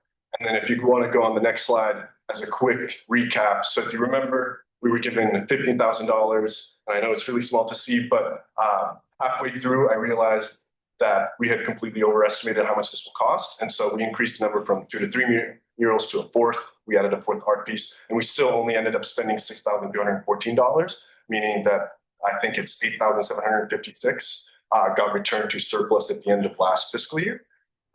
And yeah, so now we're coming back to hopefully continue to cover. So I'll pass it on to Anthony to talk about the first project.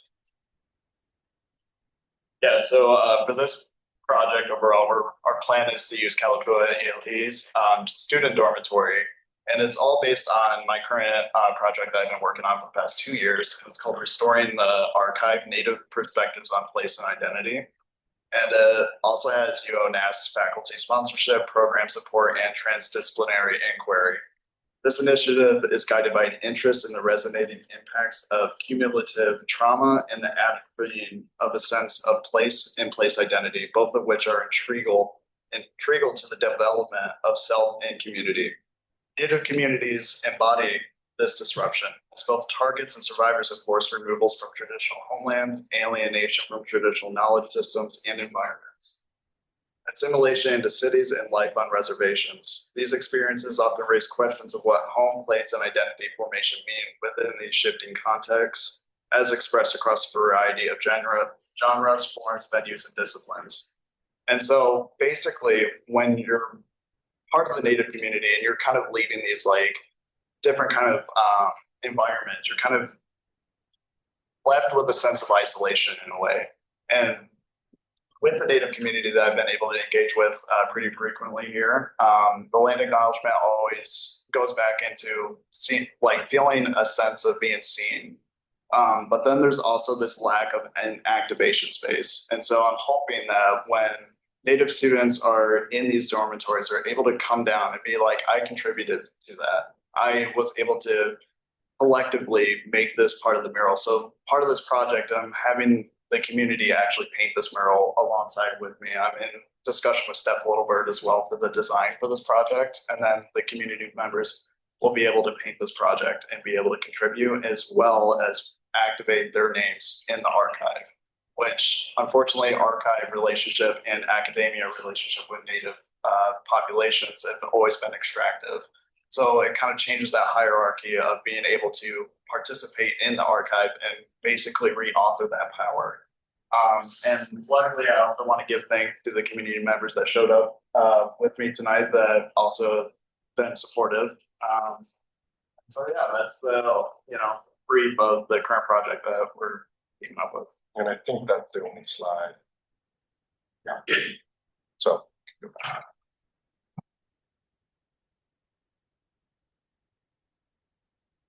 Thank you guys so much. Thanks for breaking that down.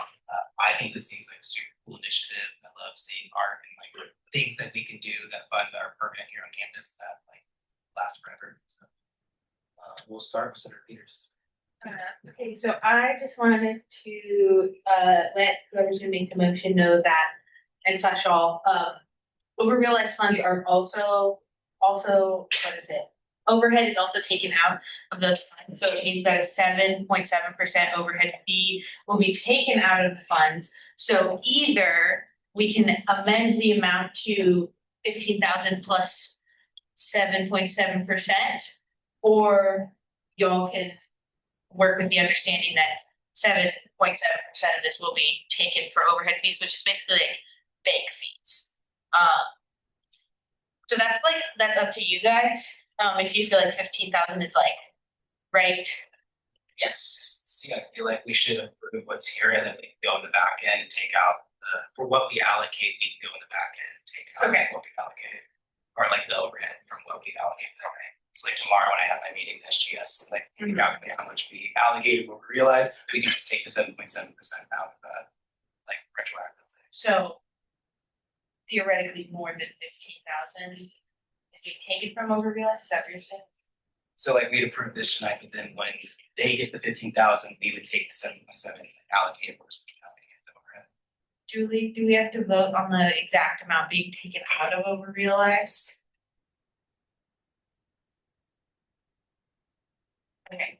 Like when we set a C2C budget, we vote on the actual amount that we're allocating, then that overhead, like you know what I'm saying, we vote on the actual number we want to allocate, and then that additional funds get taken out like into a different fund. Okay, cool. So just also for the rest of that, the reason we're talking about this is because this is our first over-realized request. Like a lot of what we do tonight is going to set the precedent for how the rest of our over-realized requests go. So if we go that direction, that means that all the rest of our over-realized requests will also go in that direction. Okay. Okay, and then I also just really wanted to express my support for this. Calicoa Leahy is the dorm where we have the NASARC. The NASARC was really foundational to me as a Native student my freshman year. It was my home. It was where I met a lot of my close friends. I think that Kalapuya Ilihi is like really the, you know, in our Native quad. It's really a super, super important place for Native students on campus. And especially like Anthony said, as Native freshmen, it's hard. And so it's really important that we have Kalapuya Ilihi and the NASARC. And so it would be really powerful if Kalapuya the place where we live could be filled with beautiful art created by Native artists and done by the community. So I think this is like a super great way for not that much money to really, really uplift our community. And yeah, and then I wanted to clarify the rest of David's presentation is just about like the entire Flourishing by Art program. So not just the Kalapuya mural program, but like a 5-year program that would be a long-term mural program, and we can vote on it all. We can just vote on the Kalapuya. Up to you guys. Thank you. Senator Stevenson and Senator Bailey. Yeah, my question was about the overhead. The unit price of the 4 art pieces, it was like 6,000 something for those 4 art pieces. And there was a very high overestimate of how much that would cost. What steps have been taken to make sure that that's not happening again? Yeah, so the base assumption when we made that request was 5,000 per mural. And in this one, in the calculation, we did 2,000 per mural, which was roughly how much it cost last year. And then, yeah, so 10,000 of this would go directly to procuring art, and then the 5,000 would be paid for the community. And so, like, again, because this is a community mural, we're hoping to have food and like make it a thing rather than just the mural. And so, yeah, and there's a more detailed budget outside. So yeah, last year we were completely shooting in the dark because we had no idea. Now we actually know how much they cost. So we use that feedback. And also material difference. A lot of these are just acrylic print paint on the wall. But I plan on doing wood panels, so the community would be able to paint on that and then basically, you know, jigsaw it back together. That also makes it where if there's any problems with the student dormitory, these pieces can be removed and relocated. And so it becomes more of an investment art-wise and a circulatory item of investment. I think that's I was just gonna say, we've also identified 2 more walls that aren't included in the, so if we have additional funding, just expand the scope of how. So. I was gonna say that definitely settles my question. That's an awesome idea. Yeah, thank you. I yield. Senator Bailey. Hi, just curious on the choice of Steph Little. She's Kalapuya, and so she's part of the land that we're currently accumulating. And so she's also contributed to the JSMA banners. We are on Kalapuya land. So it'd be an activation of her previous work and also acknowledging the populations that have been here traditionally. Were there any other artists that were considered, or was it just Steph from the start? Steph, myself, and then also a lot of the community members here are also artists, and so I want them to also contribute to the design through NASU as well. So it'll be part of NASU helping with the design as well. Hey, Senator Chisholm. Well, I don't know if so all 5 of them are gonna be collaborated on for the design set between Masu and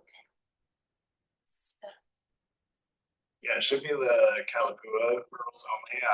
I think we only did like 3 to 5 different murals for Kalapuya. Yeah, it's not okay. Yeah, so it'd just be across all those murals. Okay, and is there, well, you obviously have to tell this part, but is it like 1 per floor? Or is something like?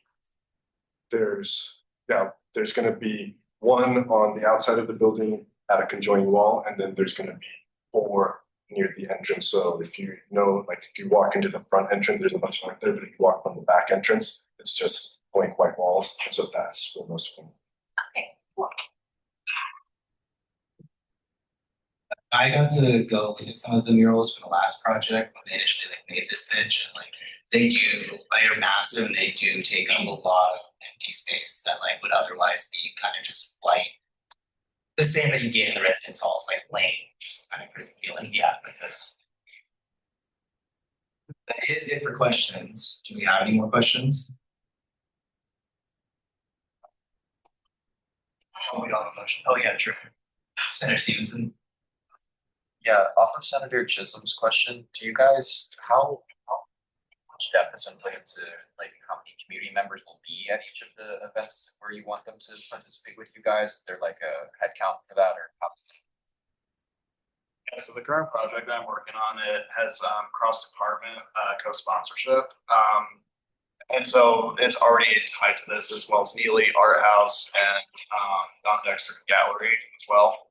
So we're already having like, basically intern setup where they're being able to count heads and for these cultural programs. We also set up an interest form so people are already filling out if they want to contribute to the design or the painting aspect. I've also connected with the UO's art department as well for BFA students and other potential BFA candidates to also contribute to this as well. Awesome. And this could be a question for you, it could be a question for Senator Peters. For making the motion, is it reading off the bolded part where it's therefore let it be resolved, or is it the entire thing, or what? Like, I'm sending it attached. Figure out right now. I will yield to Senate. It's gonna be moving funds from over to realize to the flourishing art. We could just do like the surplus. Yeah. That's what I was just figuring out. There's a fund that it's gonna go in, and we need to figure out the index for it. Do you know the index, David, Yeah. for housing? We don't, I could get it, I do not know off the top of my head. I can get it to you.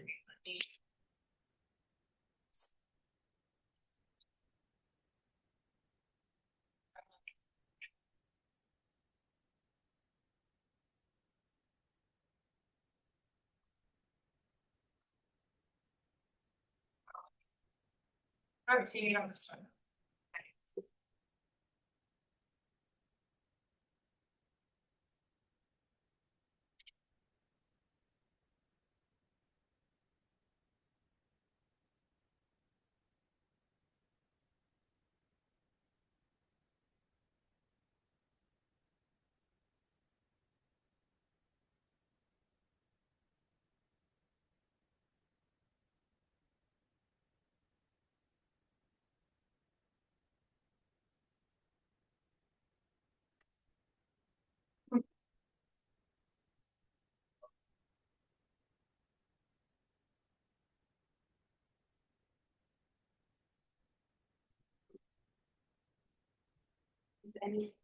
Senator Stevenson. That was me. Senator Chisholm.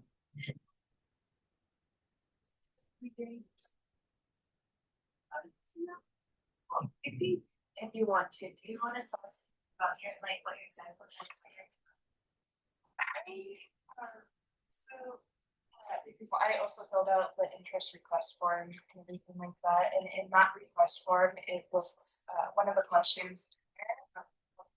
Is really asking what you are wanting to narrow, and whether that is tied with like culture or whatever, anything. So they are kind of engaging a little bit on like what the students are envisioning to be able to kind of sketch out a prime example of an idea. But I think what helps like a little bit is because this is a great gateway for like a lot of these students because art is resistance, and being able to reclaim that part where we utilize art in multiple different ways, resistance. I was not able to grow up my language or was able to me, but I was able to express my cultural identity through the art. And I just thought what I'm very what I'm very excited about this mural is to be able to have those people to find my their cultural identity. Coming into this area where your co-partners are, and having them build those support systems. This project would be like great big opportunity to connect to yourself and connect to others, like, have those exact experiences. So not only is it the painting part, it's more of the painting.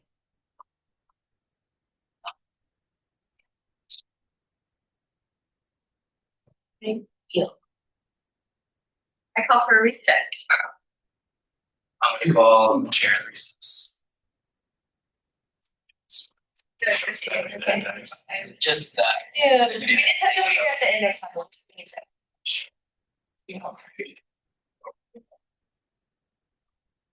Because I was told this goes to a department. Yeah, they have an identity, it's a different number. Yeah. Last year we went from surplus, and so the Senate, it was like it went in the Senate and then like we sent a PO to the Senate, which we could do this year. But that would add more. Big issues with the. Yeah, well. The first email I got, my role was like everything's falling apart. Basically, we didn't know there was an extra form. Yeah, there's always another form. There's always another form. It's like from the.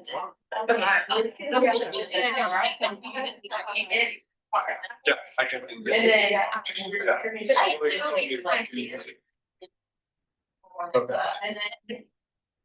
Yeah, I am. And then we have the electric. I can. Yeah, and then we'll actually transfer. Okay. Good. Yeah.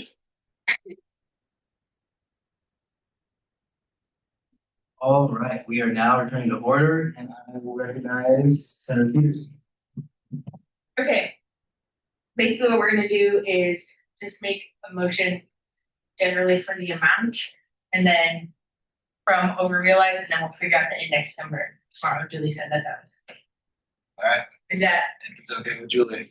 It's okay with Julie. Yeah. Okay. You're an number for. No. Okay. And emotions on the chat. Oh, thank you. Okay, sorry, I mean, I can yield if someone else wants to speak. I move to approve spending from the over-realized fund to the Flourishing by Art project in the amount of $15,000. Motion made by Peters, seconded by Fisher. And we'll vote by roll call.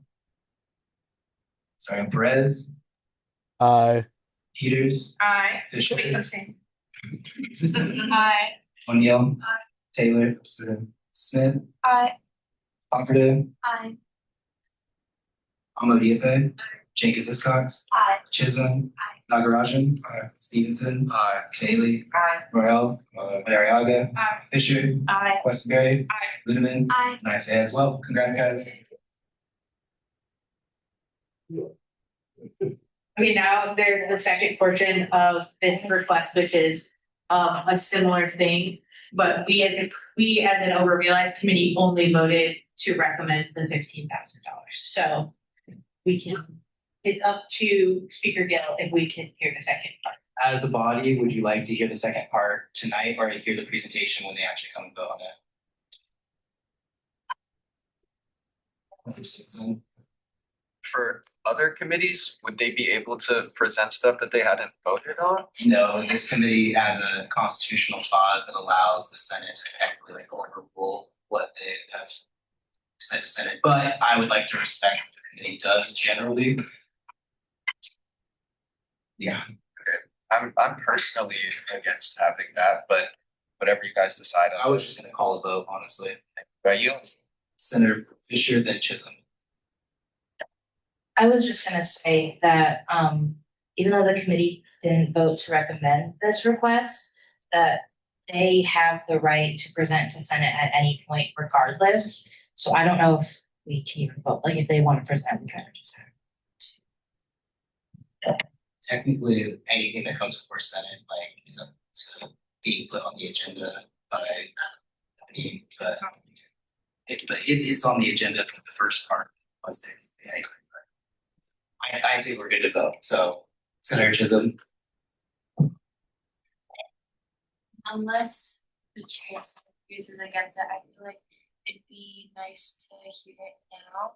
And we can all, like, we can collectively maybe give more opinions, but everybody's not going tonight as much. So, but I feel like it would be valuable to hear if anybody have anything to say. Might as well have it now. Senator Eagle. I would just say, I also think it would be good to hear this right now, since we kind of have a little bit of context on this. We just, like, as a committee, we did get about $150,000 total of requests. And so we wanted to vote on one portion of this, because of the time sensitivity of it, and then take a little bit more time, 50,000, part of this. But I do think we should hear it tonight. Yeah. Senator Hill. Wait, so just to clarify, we're not gonna vote on the second part today? We can. Oh, true, we can, yeah. Yeah, I mean, I don't think that we should, as a member of the committee that, the realized committee, I think that we should listen to it, but I don't think we should move to vote, because as other people have mentioned, we do, this is the very beginning of the cycle. NASA has been looking for these murals for a bit, so that's why I thought it was great to expedite the process, but I would like to hear some of the other, or at least have the committee go over a lot of the other proposals first. Yeah, I know. That concludes the list. I'm gonna put out a vote right now. This is the vote whether to hear the request or move forward on the agenda right now. Those in favor say aye. Aye. Those opposed say nay. And I'm gonna do roll call. Aye. Peters. Aye. Fisher. Aye. O'Neill. Taylor. Aye. Smith. Aye. Broussard. Hopkins. Aye. Ahmad Diafe. Jenkins Hiscox. Aye. Chisholm. Aye. Agarajan. Aye. Stevenson. Bailey. Nay. Morel. Madariaga. Nay. Fisher. Nay. Questenberry. Nay. Ludeman. Aye. And I say nay.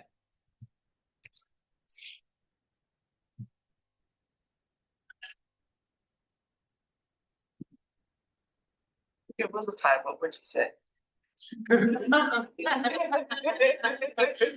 would be unbecoming. That would be crazy if I break the first.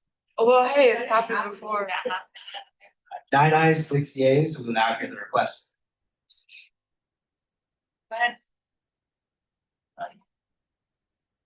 Awesome. Okay. Real quick, Senator Chisholm. No, you guys are good to present. Oh, yeah. Yeah. You guys can go this way. The first solution's not. I was just, okay, I just like another thought popped into my head. And we're setting the standards for this stuff. Wouldn't isn't like unfair if they get to, but it's just getting more opinions from more people. So like, is it So, like Kayla said, if they want to present, they're allowed to present. Like no matter what we as a committee recommend, every single person that applies for over realized funding is allowed to present to Senate and make their case to Senate. And so it's more the precedent setting would come in whether or not we vote on it, in my opinion. and there's like Whatever 477 minus 15 is minus 7.7%. I can do the math and put it in the chat. It's okay.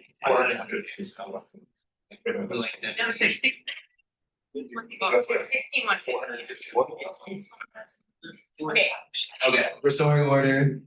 We will let you guys do your presentation now and thank you. Yeah, cool. Yeah, so basically the request for the second part is just continuing the Flourishing Valley program last year. So that is basically sending out an application to the whole campus, receiving artists, going through the applications with ASUO, selecting specific artists, and then having them create murals in the residence halls over spring term. So yeah, and I don't know if someone said this, but both projects, the Calpuya and the FBA program, have been kind of like, at first they were separate and we merged them and then now they're separate again. but they've been kind of going since October. So. Yeah. But basically the request is for 55,000 to, I think there's another, if you scroll a little bit.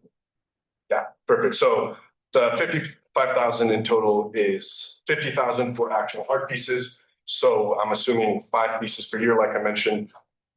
With last year, they cost roughly about $2,000 a piece, give or take, depending on the artist and the scope of their art. And so we're aiming to do 5 pieces per year for 5 years, with the aim of having art in a mural in every residence hall. That would be the goal. And so that would be a total of 25 murals over 5 years. And then we're asking for an additional $5,000 as reserve in case, because all these art pieces are in high traffic areas, residence halls, so every year people are moving in and moving out. There's possibility of scuffs, scratches, etc. And so saving 10%, which is $5,000, just in case there's any damage, so we can repair the murals. And so, yeah, this would just basically be a very cool continuation of the program that we did last year.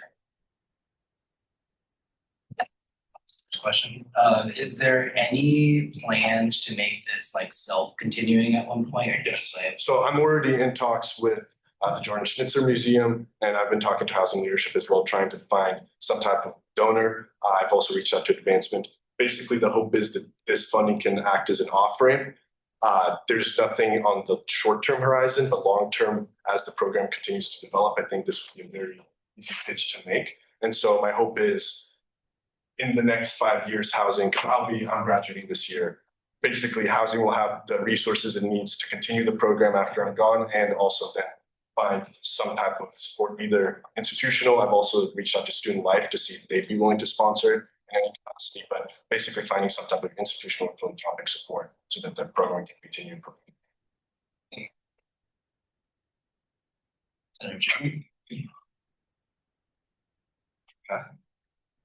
I guess I'm wondering for the 5,000 that for reserve, so you would have other people fix the art of previous artists that gave us gets left.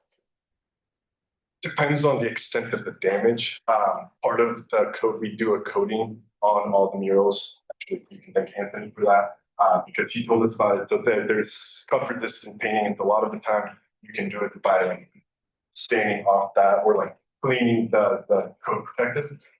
If not, I'm not really sure what the process is. Basically, all of these art pieces get cataloged by Safety and Risk Management, which oversees all art on campus. And so they would be the ones who actually oversee the restoration process. I'm not sure off the top of my head what that restoration process looks like, but yeah, I can get back to you. I can inquire if you have. I'm also thinking about like just reinvestment into what our definition of art can be. A lot of our professors are former Guggenheim fellows and different things like that, and having their like students be able to create these artworks, it also makes their archive also kind of an investment within the university's archive.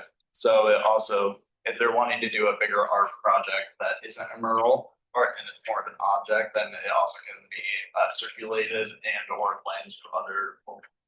So it ends up being a community engagement, but also something to consider. But when it comes to restoration, you can put enough, basically you sand that protective layer and then they can apply a new layer, and it also protects it from UV light. So whenever if there's any mirrors or windows nearby, it's not going to damage the artwork as well.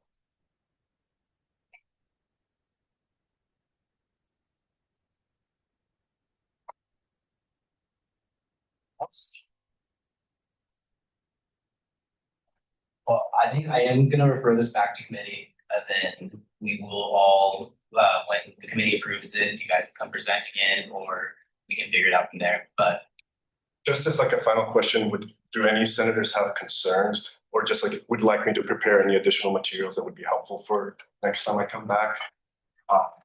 So yeah, just a heads up would be nice. Senator O'Neill and Stevenson.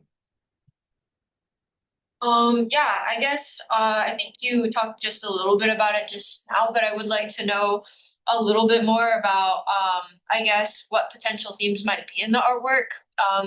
Not specifically because I think that people would put terrible things up, but also because it was very easy to approve the collaboration with NASU because we know the contents of it. And so I'd like to know more about how the artists are being procured, even though you did talk a little bit about that, but also like who's given the opportunities, if there are specific themes that are prioritized in these artworks as well, especially based on which residency hall, stuff like that is some stuff that I would be really interested in knowing. But overall, I do really support the program.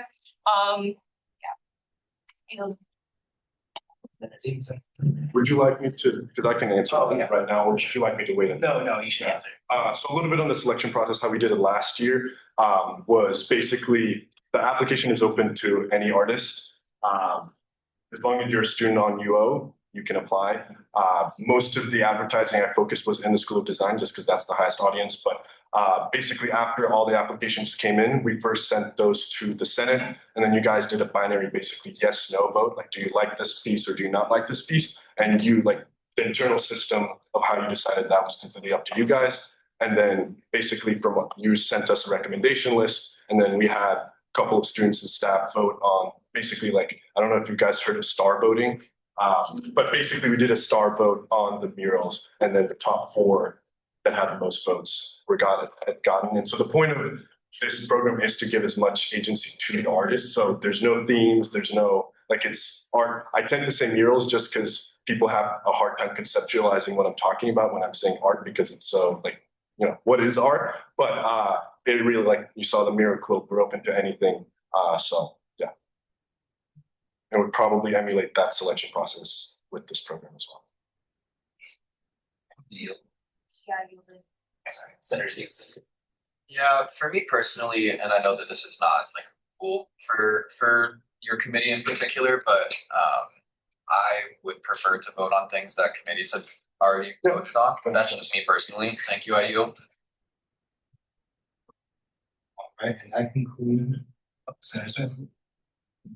I was just wondering, because you're gonna do in every residence hall, I don't know if there's anything on the horizon about other buildings getting like torn down or anything, but is that at all like a consideration, making possibly like the movable art pieces and buildings that might be on their way out?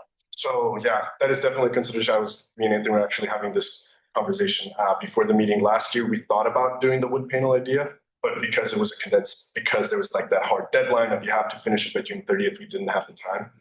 But that is definitely something we're considering. I also, like, my department is the one that oversees all demolition. So like we've been overseeing Hamilton, and there's no housing demolition is going to happen anytime soon, because most of the old buildings that are remaining on campus are historic buildings like Carson and Earl. So yeah, there's no demolitions anytime soon. But we will try to, yeah. I also got I think my boss over in Yale gave me the 20-year plan for this whole campus and Lane County. So we already know which buildings are going to basically change in the next 20 years. Yeah.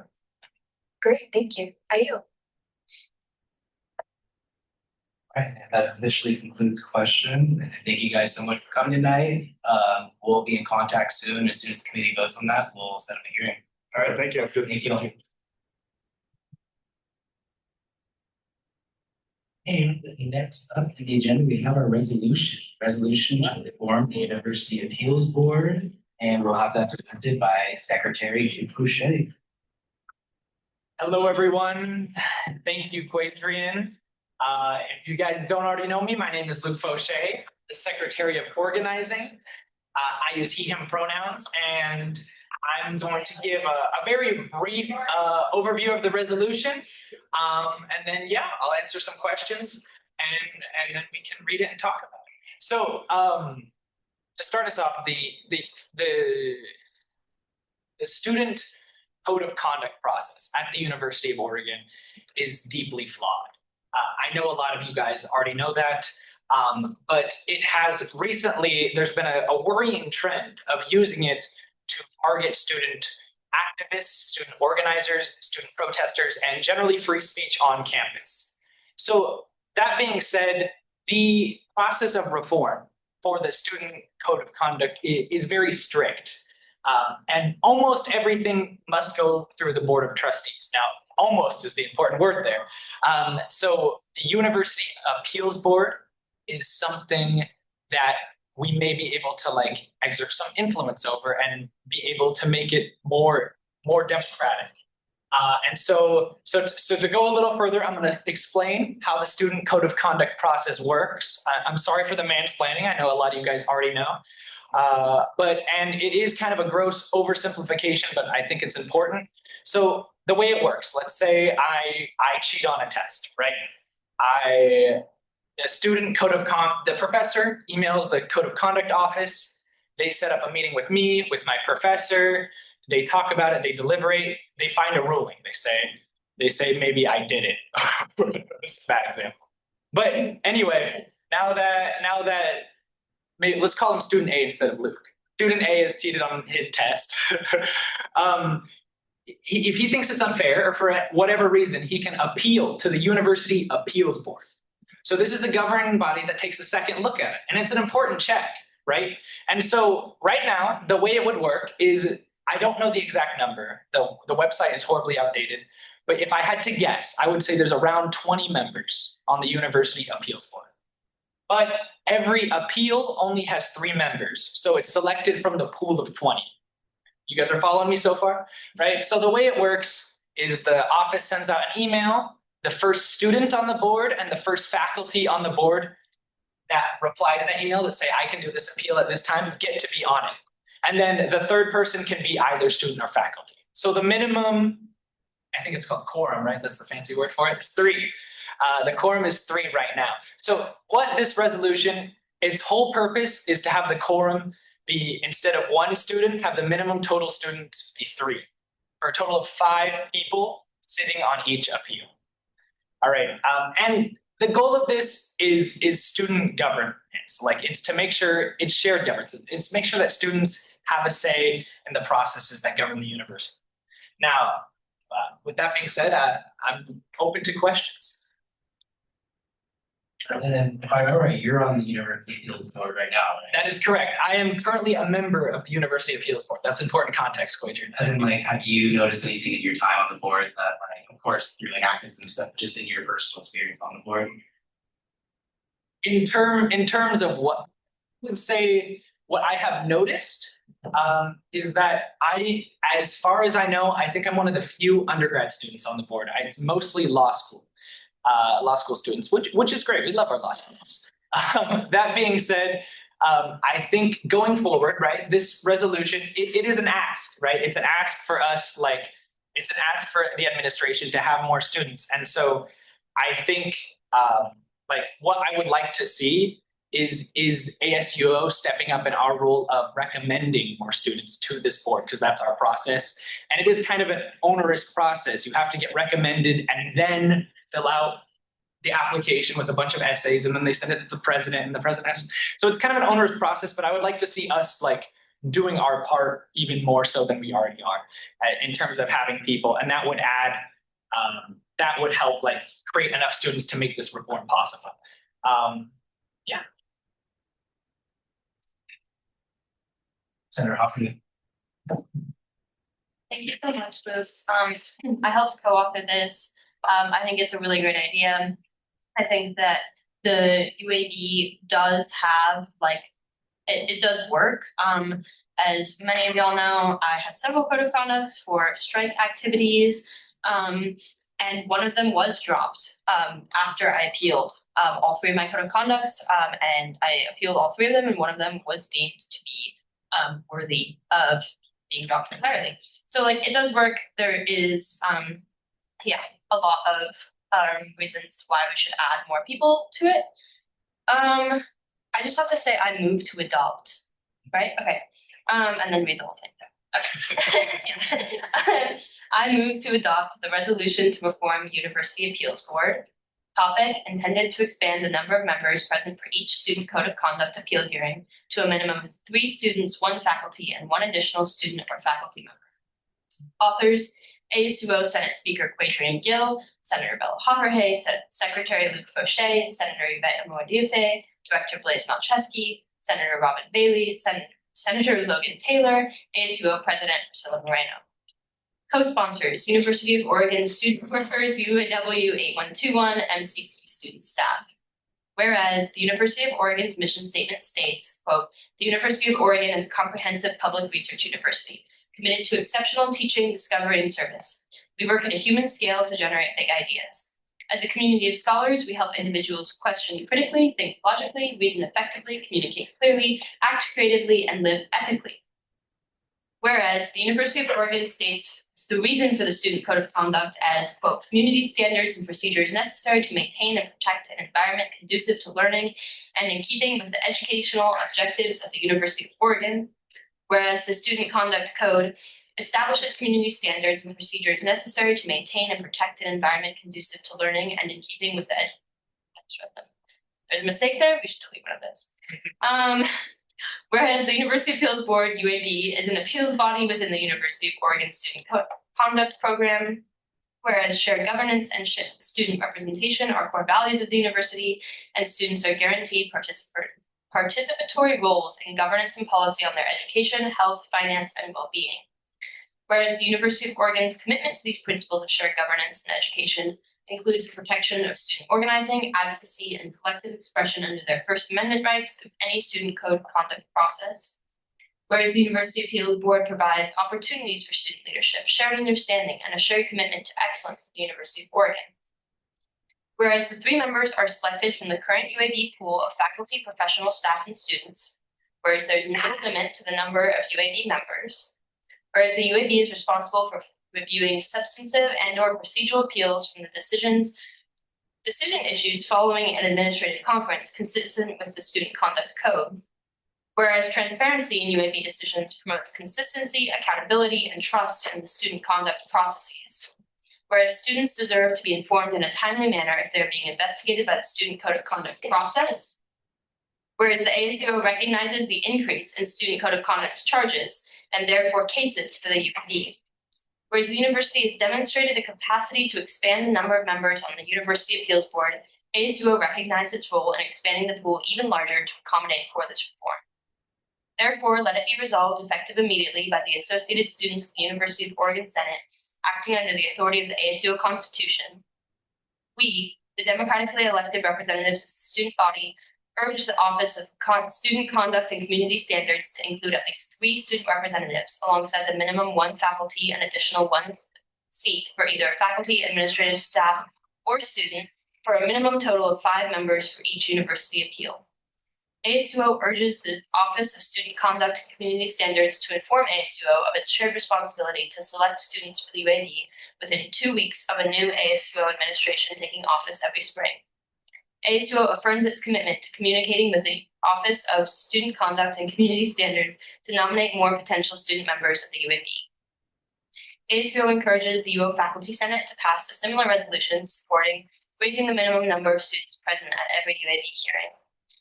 ASUO affirms that the student majority representation in UAB appeals is necessary to safeguard due process, protect student rights, and preserve the legitimacy of student conduct governance at the University of Oregon. Seconded Bailey.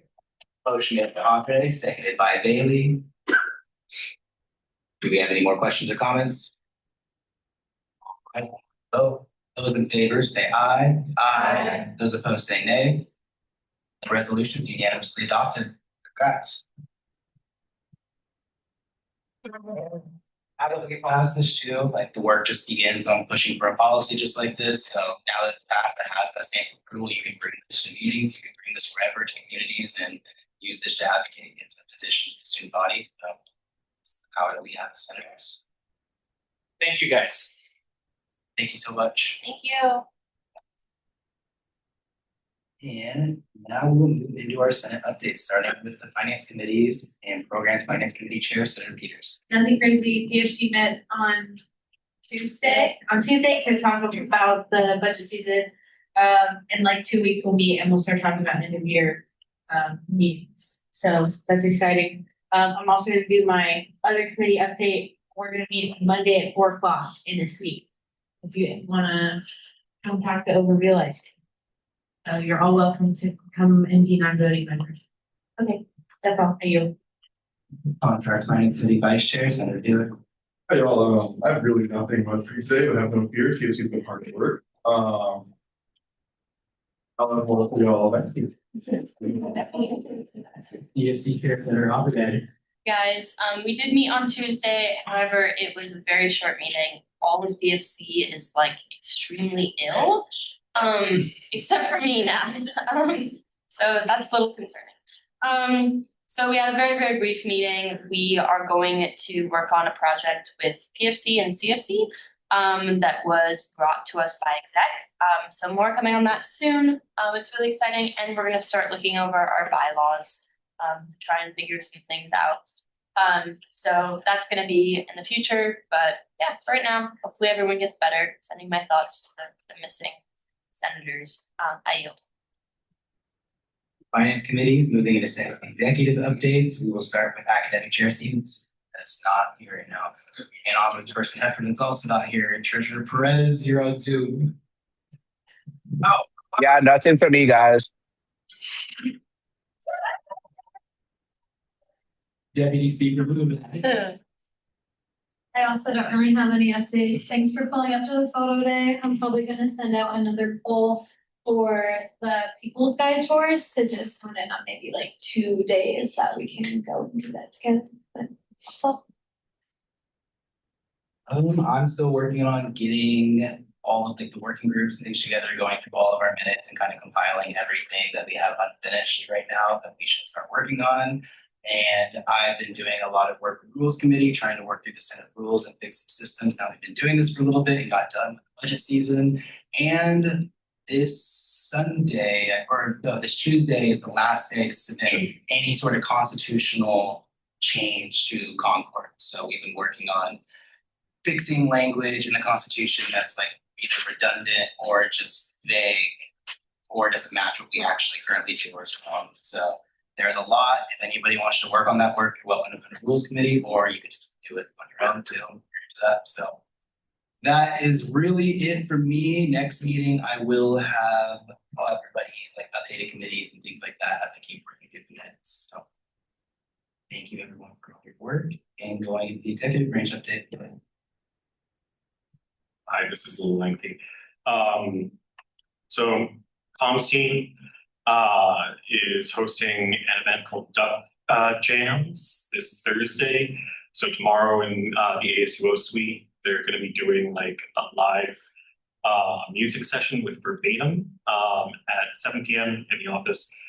They've been working on this for a while now and really appreciate Senate participation.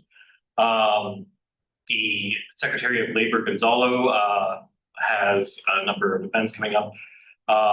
Wants to urge people to show up at the SEIU bargaining rally tomorrow at noon, already mentioned, but it will be in the EMU amphitheater. Please to like go show them support and show that people outside of the union are watching.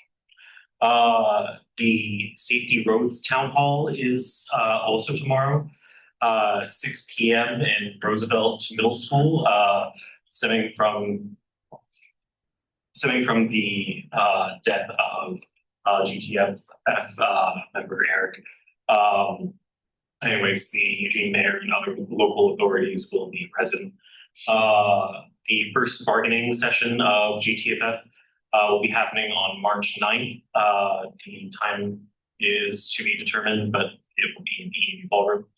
The director of organizing, Blaze, is supporting the Day Without an Immigrant rally on Monday.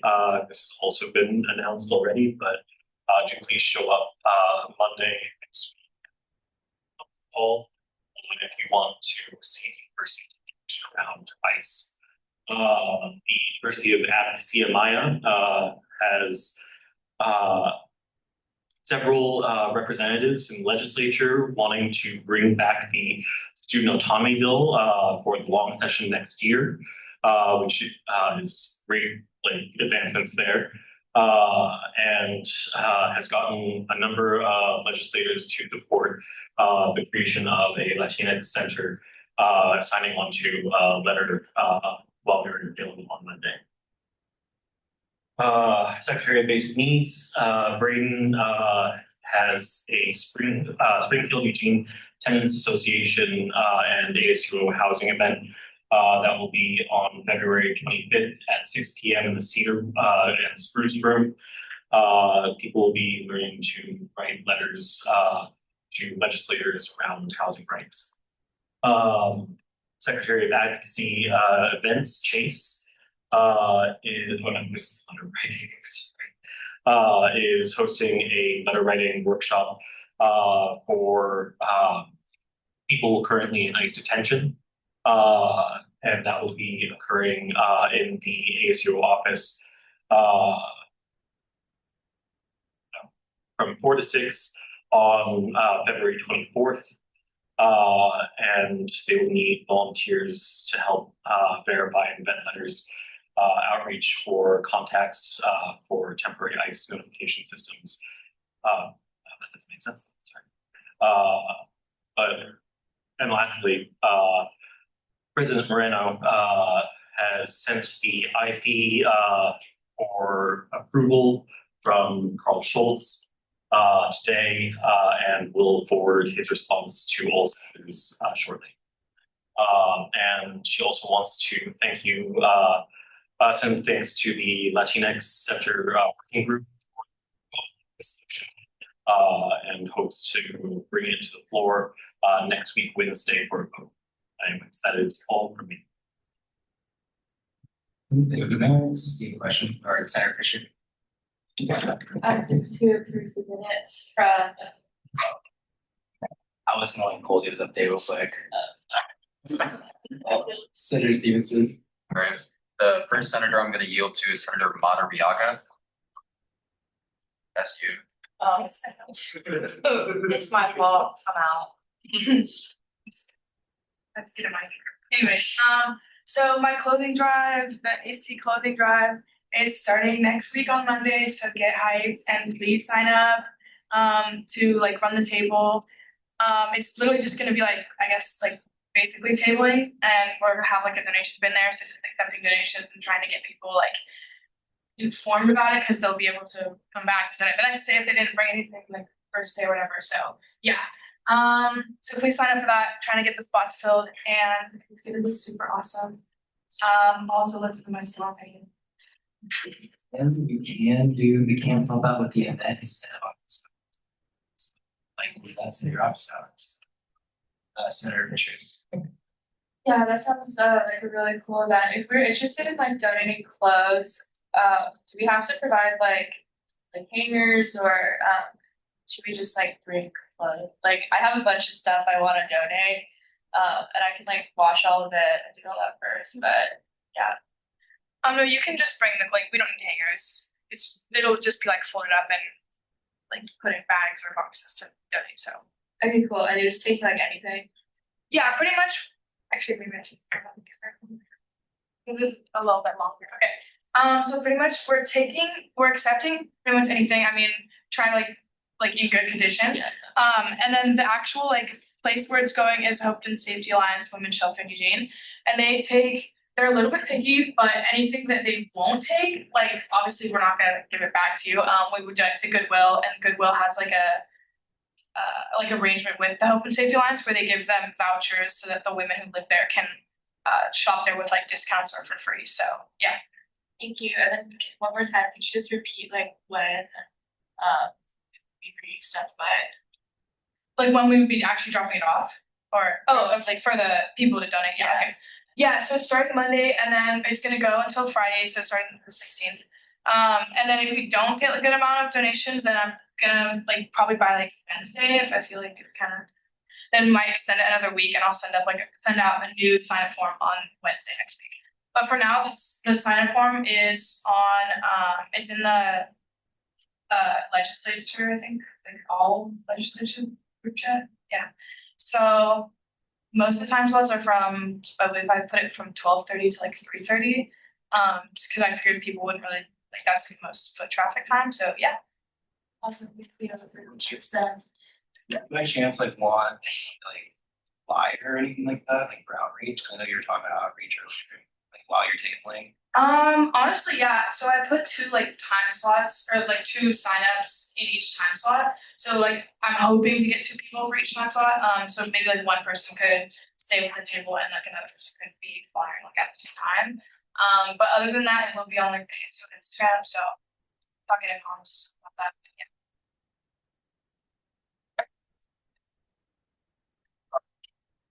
you have a question? Yeah. Okay, so. I was wondering, because it's like 3 hours during a time when like people are coming. Just do you have any like thoughts or ideas about like a donation bin that might be more accessible like beyond those hours? Like it's like me personally, like I can't lug my clothes around for that long into the day. No, yeah, for sure. So I forgot to mention it too, but it will be like, I did put it on like the description, like for the Instagram post and stuff. But yeah, I'm also planning on having something in the ASUS suite, so people can just come there and donate whenever. And most of the tabling is like, we can accept donations, but a lot of it is just trying to like, so people see it when they're walking by. But people can definitely come and drop stuff off in the suite. I'm gonna have a box like ready there, and then I'm gonna tell like the clerks, like, so if people ask where to drop it off, that there's a box in there. So. Thank you. I yield. Then you yield. I yield. Then Senator Stevens, you get the floor. Yeah, next up is Senator Bailey. Yeah. Well, it's funny because we sort of traded off on what we're gonna talk about. You'll hear more about it next week. It's just about the working group for the resolution on the Latinx Center. I think we've met for like 2-3 weeks and done a lot of research has gone into this and work, and it's exciting that it's being produced in collaboration with the Latina Coalition that has formed. They're working on the demand section, but you'll see it next week, so I yield. And at the top of this meeting, I spoke about the working group, so I'm going to skip over that. As a final bit of information for you guys, it is Senator Madariaga's birthday today.